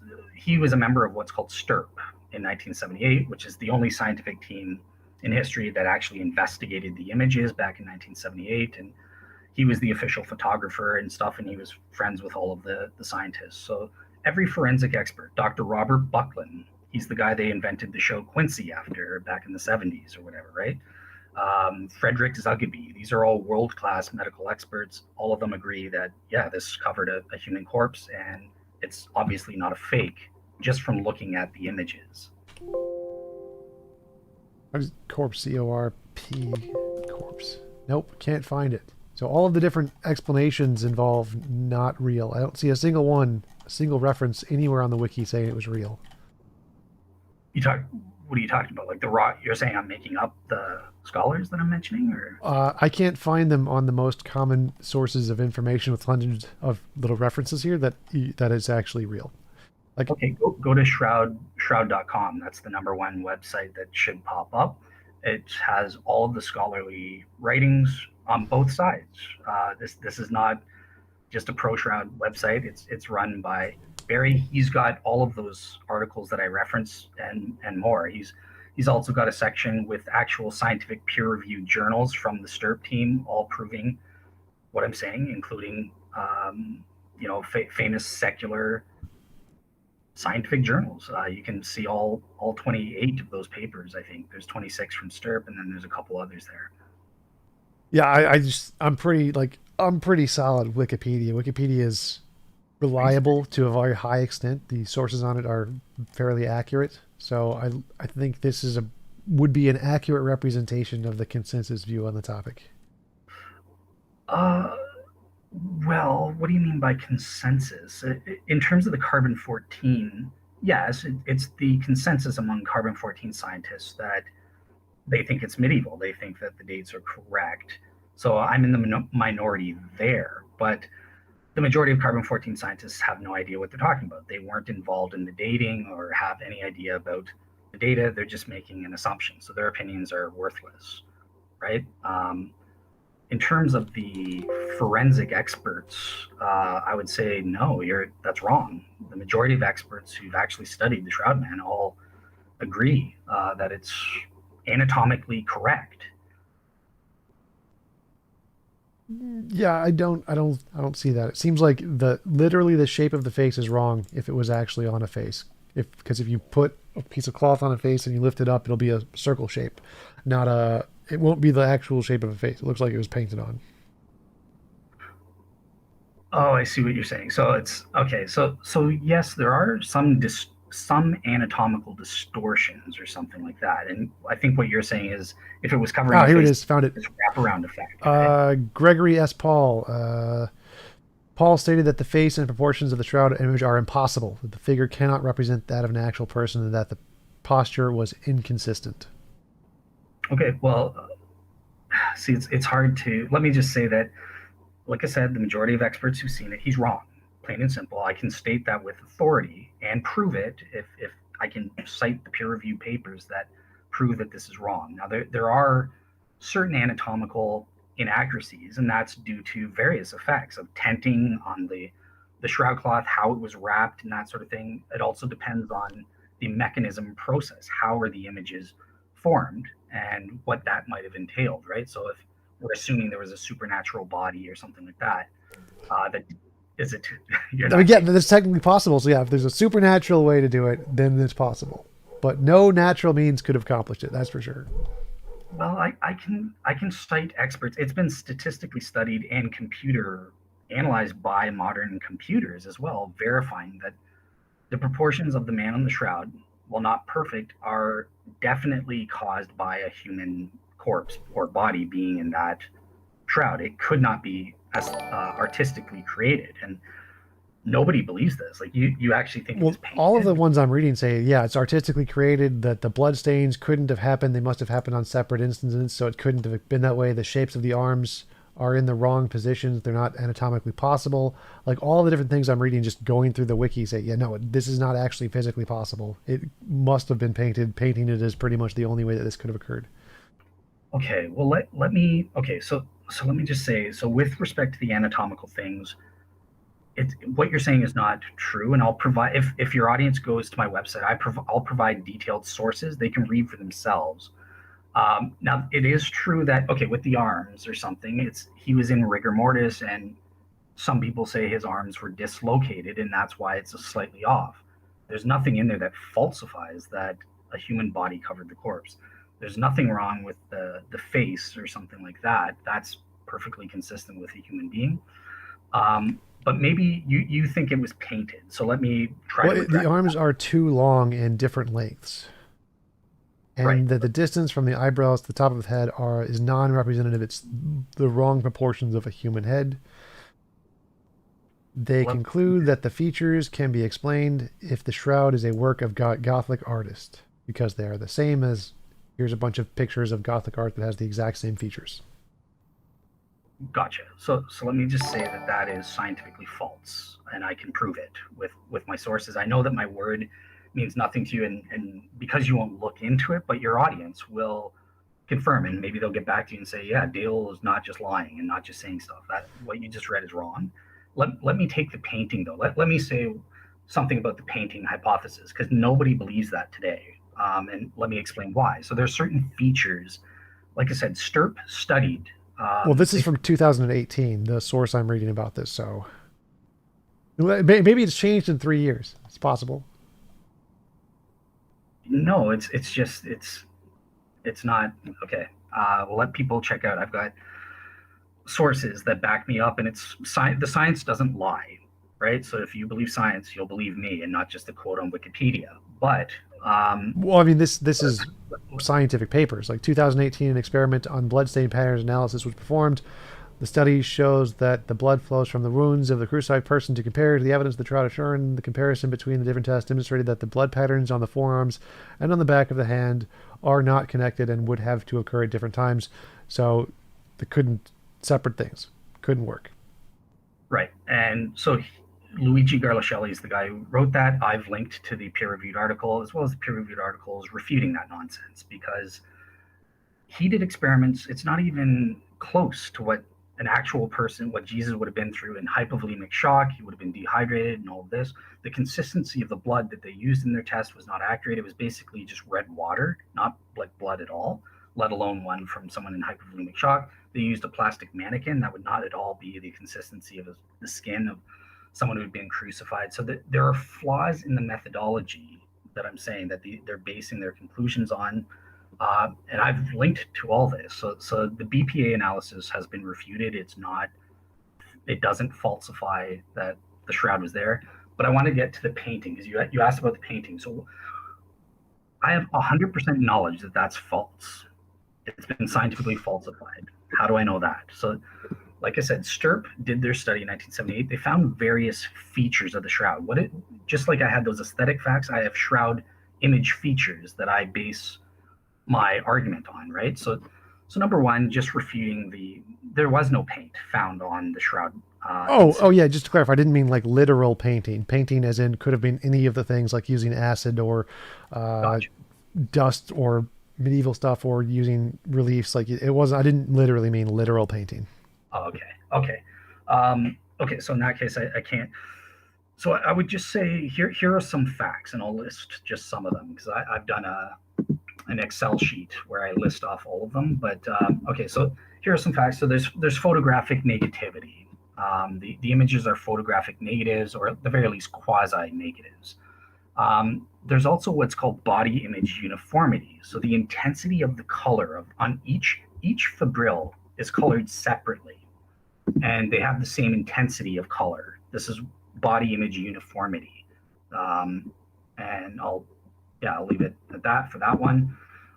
Also, both sides of the body image have the same image density in terms of the color. So the back side as well as the front side are about the same density or darkness of color. There's three-dimensional information encoded on the shroud in terms of the frontal and dorsal image, and the face is the most realistic of all. Also, there's vertically mapped wrapping distortion. So whatever formed the images on the shroud had to either be ejected from the body or from the image producing object, straight line vertically, rectilinear, or curvilinear, and or, so this is partly where some of the distortions come in. I think that the body disappeared and the cloth collapsed into the resultant neutron flux or radiation and stuff like that caused the image. Okay. That's one of the, I think, the conspiracy theories listed at the bottom, the extremist theories or something. That what, the cloth collapse? Yeah, I think so. But yeah, you'd have to take that up with somebody who actually has an interest in studying the Shroud of Turin, because it's not really something I'm that interested in. But let's say, so there's a piece of cloth with the face on it. Why is this evidence of anything? Well, like I said, because it has these scientifically proven features, physical and chemical features on the shroud image. And these features allow me to conclude that they are extraordinary images. All naturalistic hypotheses that you mentioned either provably cannot explain them, or theoretically we know that they are improbable to work in certain ways. They could not explain all of the physical and chemical features on the shroud. So this makes it extraordinary to a reasonable person in that way.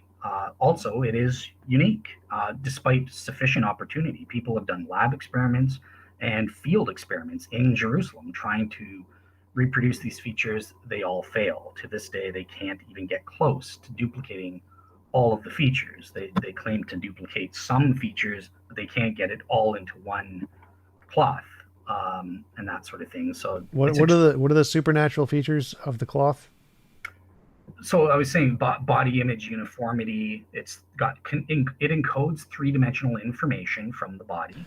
Like, what does that mean? So, because it's not uniform. Like, you can just measure the arms; they're not the same length. But the color, the images are made up of degraded cellulose, right? So that's the yellow color of the body images. That's what they're made of. So the color is the same color balance across the entire piece of cloth. That's the supernatural evidence. Yeah, so that's one of the image features, right? So for example, that would be impossible with painting to explain, right? It helps us rule out. Another thing is there's no dry powder on the shroud. This is just a physical feature that rules out certain, like Garla Shelley's hypothesis with or powder rubbing type methods, right? Because there would always be this. Well, keep in mind that I don't really have any interest or desire in the shroud itself. But what you're just saying is there's a bunch of, it doesn't have powder on it, and it has the same color across the whole thing. Like, to a regular person, if you're just telling this to a regular person, like, no one's going to find this spectacular or extraordinary. It's like, cloth with no dust. So, like, for your own standard of this being something that a regular human would find extraordinary, which part of that would be extraordinary? Well, it's so in the first place, I wasn't able to give all of the features, right? So it's all of the features combined, and then they're extraordinary in the sense that they can't be explained, or probably, a reasonable person would say that they probably can't be explained using solely naturalistic explanations. And the various features I'm giving, so I gave, it's an unremarkable thing. There's no dry powder on it, but that's relevant when we're talking about artistic methods that use dry powder and stuff like that. Well, let's compare, like, if a pyramid popped out of the sky, like just in the middle of New York, and just landed, like, and we said, well, what caused that? Now that's pretty spectacular. Anybody would say like, yeah, that's pretty amazing. None Yeah, of the known natural causes would cause that, and so, but we still wouldn't conclude like for sure. Yeah. supernatural of anything. We just say Yeah. probably an unknown natural thing. We have no idea what caused this. But Well, all you seem to be saying is that there's a colored difference on a piece of cloth, and there's no dust on the cloth, and it has these it's funny shape. it's superficial as well. It's on three levels. That'll rule out a whole host of mechanisms. It's not just superficial on the fabric level, it's superficial on the thread level. So each thread is made up of like 200 fibrils. It's only in the top two or three fibrils. On each fibril, it's superficial on the fiber level. It's only in the primary cell wall, the coloring.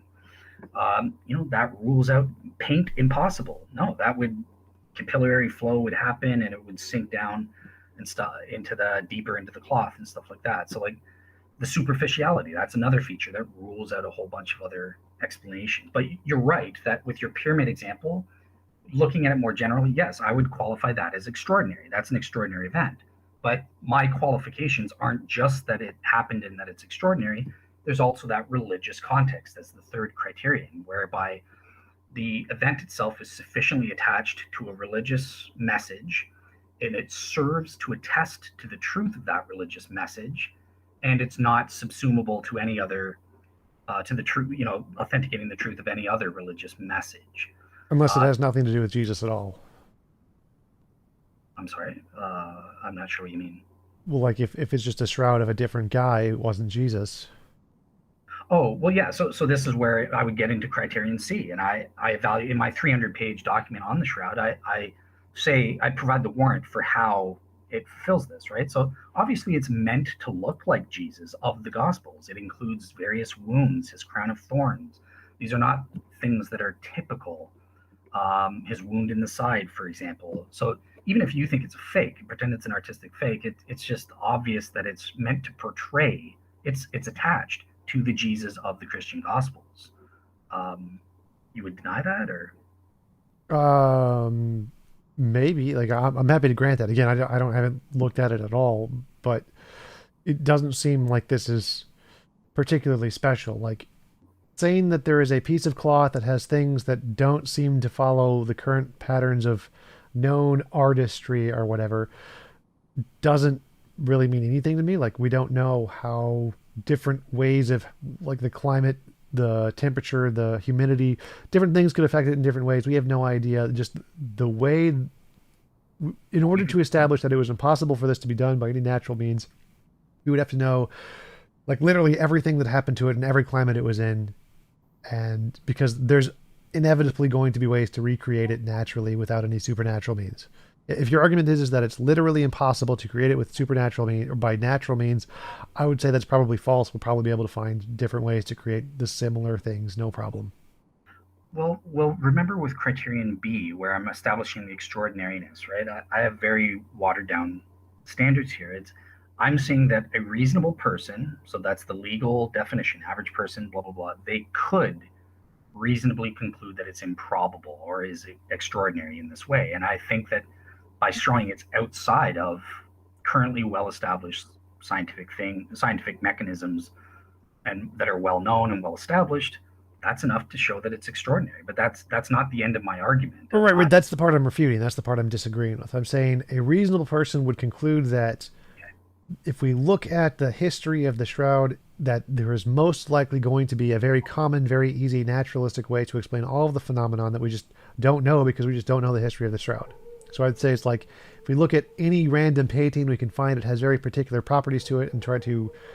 The attempt to recreate its exact properties would be extremely difficult for any piece of artwork. It would be essentially impossible.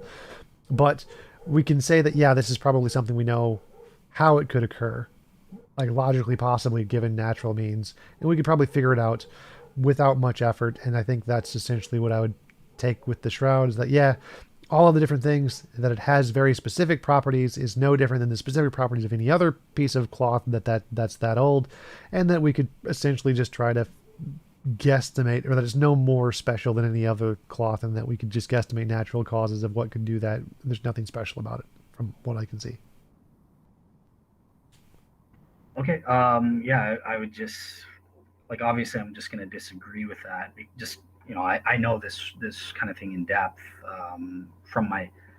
I would just I guess I would just say that it definitely a reasonable person would conclude that it's extraordinary in the sense that I defined. I don't know how you would deny even that, but I do take your point. I wanted to admit, look, so it's not so my argument was that it's equally as extraordinary as any other cloth from time period, essentially, or any other cloth that's gone through a long history that has lots of stuff that's happened to it. They're all going to be extraordinary. They're all going to have very specific properties that are going to be extremely hard to replicate. Just like any painting, any painting is going to be extremely hard to replicate everything that went through it. Like, I was just about to admit that. So, right. so in the first place, though, that's wrong. So the shroud is totally unique and I'm talking about unique in its broad features, not just look, this one has a little nick here, this cloth doesn't, so they're unique. I'm not talking about that, obviously, right? But I'm talking about in terms of their broad, essential physical and chemical features that are relevant to mechanisms. Those are unduplicated. There is no cloth that has these features or anything like them, and doesn't come close. And there have been scientists that have calculated for the varying parameters, like Eugenia Natowski. She went to Jerusalem, did field experiments, and tested various parameters and stuff like that. So there have been lab and field experiments to try and take into account all of these various features. We don't know the full historical provenance of the shroud and where there are some gaps in its history, so we can't account for every feature. But in terms of image superficiality, it doesn't matter. There are no other images on shrouds, burial shrouds, or any cloth that has images that are superficial in that way. It's theoretically impossible if you posit painting or dry powder, some artistic method like that, to recreate superficial images. It doesn't matter what we don't know about the shroud's, history in 1204 to 1355 or something like that, or those don't matter. It's that broad feature rules out all of these things, and on that basis, that's a significant uniqueness, I think. Right. Yeah. I definitely talking with the expert guy who you're going to have on your show would probably be better here. But yeah, I'm going to assume there's probably nothing unique about it at all. It's just essentially the same as any other old piece of cloth. I don't see any reason to think that this is special. Of course, I don't know enough about the field to be sure, but I'm pretty sure that would be the consensus in the field. But you can, when are you having, what's his name on? And you can tell people. Yeah, I'm having Hugh Ferry. He's, in my opinion, he's the best, most knowledgeable shroud skeptic that's out there. He does a great job. He's going to be debating Dr. Cheryl White, specifically on the historical evidence for the dating of the shroud. Yeah, he's been on the show before. He knows the carbon-14 experts and that sort of thing. He's going to hook me up with a carbon-14 scientist to come on my show, and we're going to debate that. So, yeah, if your audience wants to check that out, it's up to them. Sure. And now you want to tell them where they can find your YouTube channel and stuff? Sure. So my blog is at realseekerministries.wordpress.com. I include scholarly sources on a lot of my subjects on both sides. I try to be fair and let people make up their own minds. Otherwise, you can find me on YouTube, just Real Seekers. Thanks for having me on, Tom. I really appreciated this. Yeah, it was fun talking to you. You're a pleasant guy. Check out his Real Seekers channel. Thanks for coming on. Appreciate it. And I will talk to you later. Sounds good. Take care. See ya. All right. Are we still recording? I'm gonna do like post screen announcements and stuff, so we're still online. You can just leave whenever you want, though. By the way, I can hear the clicking. I don't know if that, just in case other people clicking. There's nothing clicking on my end. I don't know. It's like I think when you're scrolling down on your notes or something, like clicking on your touchpad. Oh, I might be like jiggling the laptop. So yeah, sorry about that. I didn't realize that. It's not too bad. Don't worry about it. But yeah, thanks again for coming on. Talk to you later. All right, take care, man. How do I leave? Okay. Yes, that is how. Thanks, guys. Appreciate you stopping by. Buffering. Shouldn't be buffering, Trillion. Thank you, Andres. Great talk. Check out the YouTube, the merch. Ow. TJump merch. All right. Give me like here. TJump merch. And TJump cups. Check it. TJump cups. So how are you guys doing?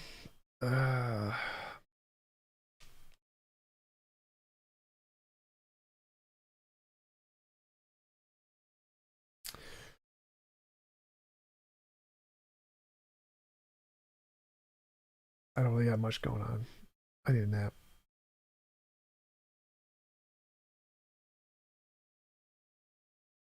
Monogrammed recliners. Roby. Send me a request. I'll see if I can order them from Lazy Boy. Hey Amy, how's it going? I am depressed and lonely as always. No hot blondes. That is the typical day. Kevin wants to debate. I don't know who Kevin is.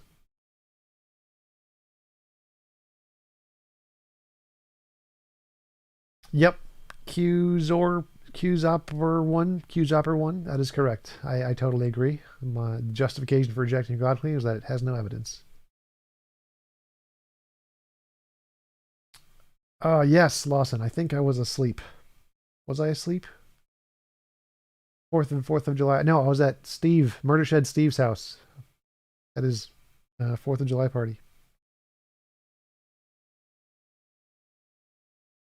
Okay, Kevin, post something in like my business email is on the about section. You can send me an email there or post on the Discord so I can contact you, like to set up a date or whatever.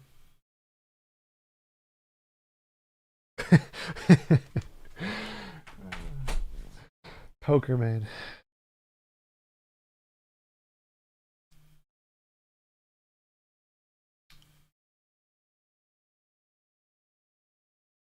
All right, guys, I'm gonna go get some food and probably exercise because yeah, somebody in the Twitch chat said I was getting fat, and like he's correct. I'm getting fat. I need to lose some weight. All right, Kevin, send me tag me in something on Discord to set something up. All right, guys, I'll see you later. I need to go to sleep now after I exercise or something. Hey, Mike, what's up? Thank you, CVA. Appreciate it.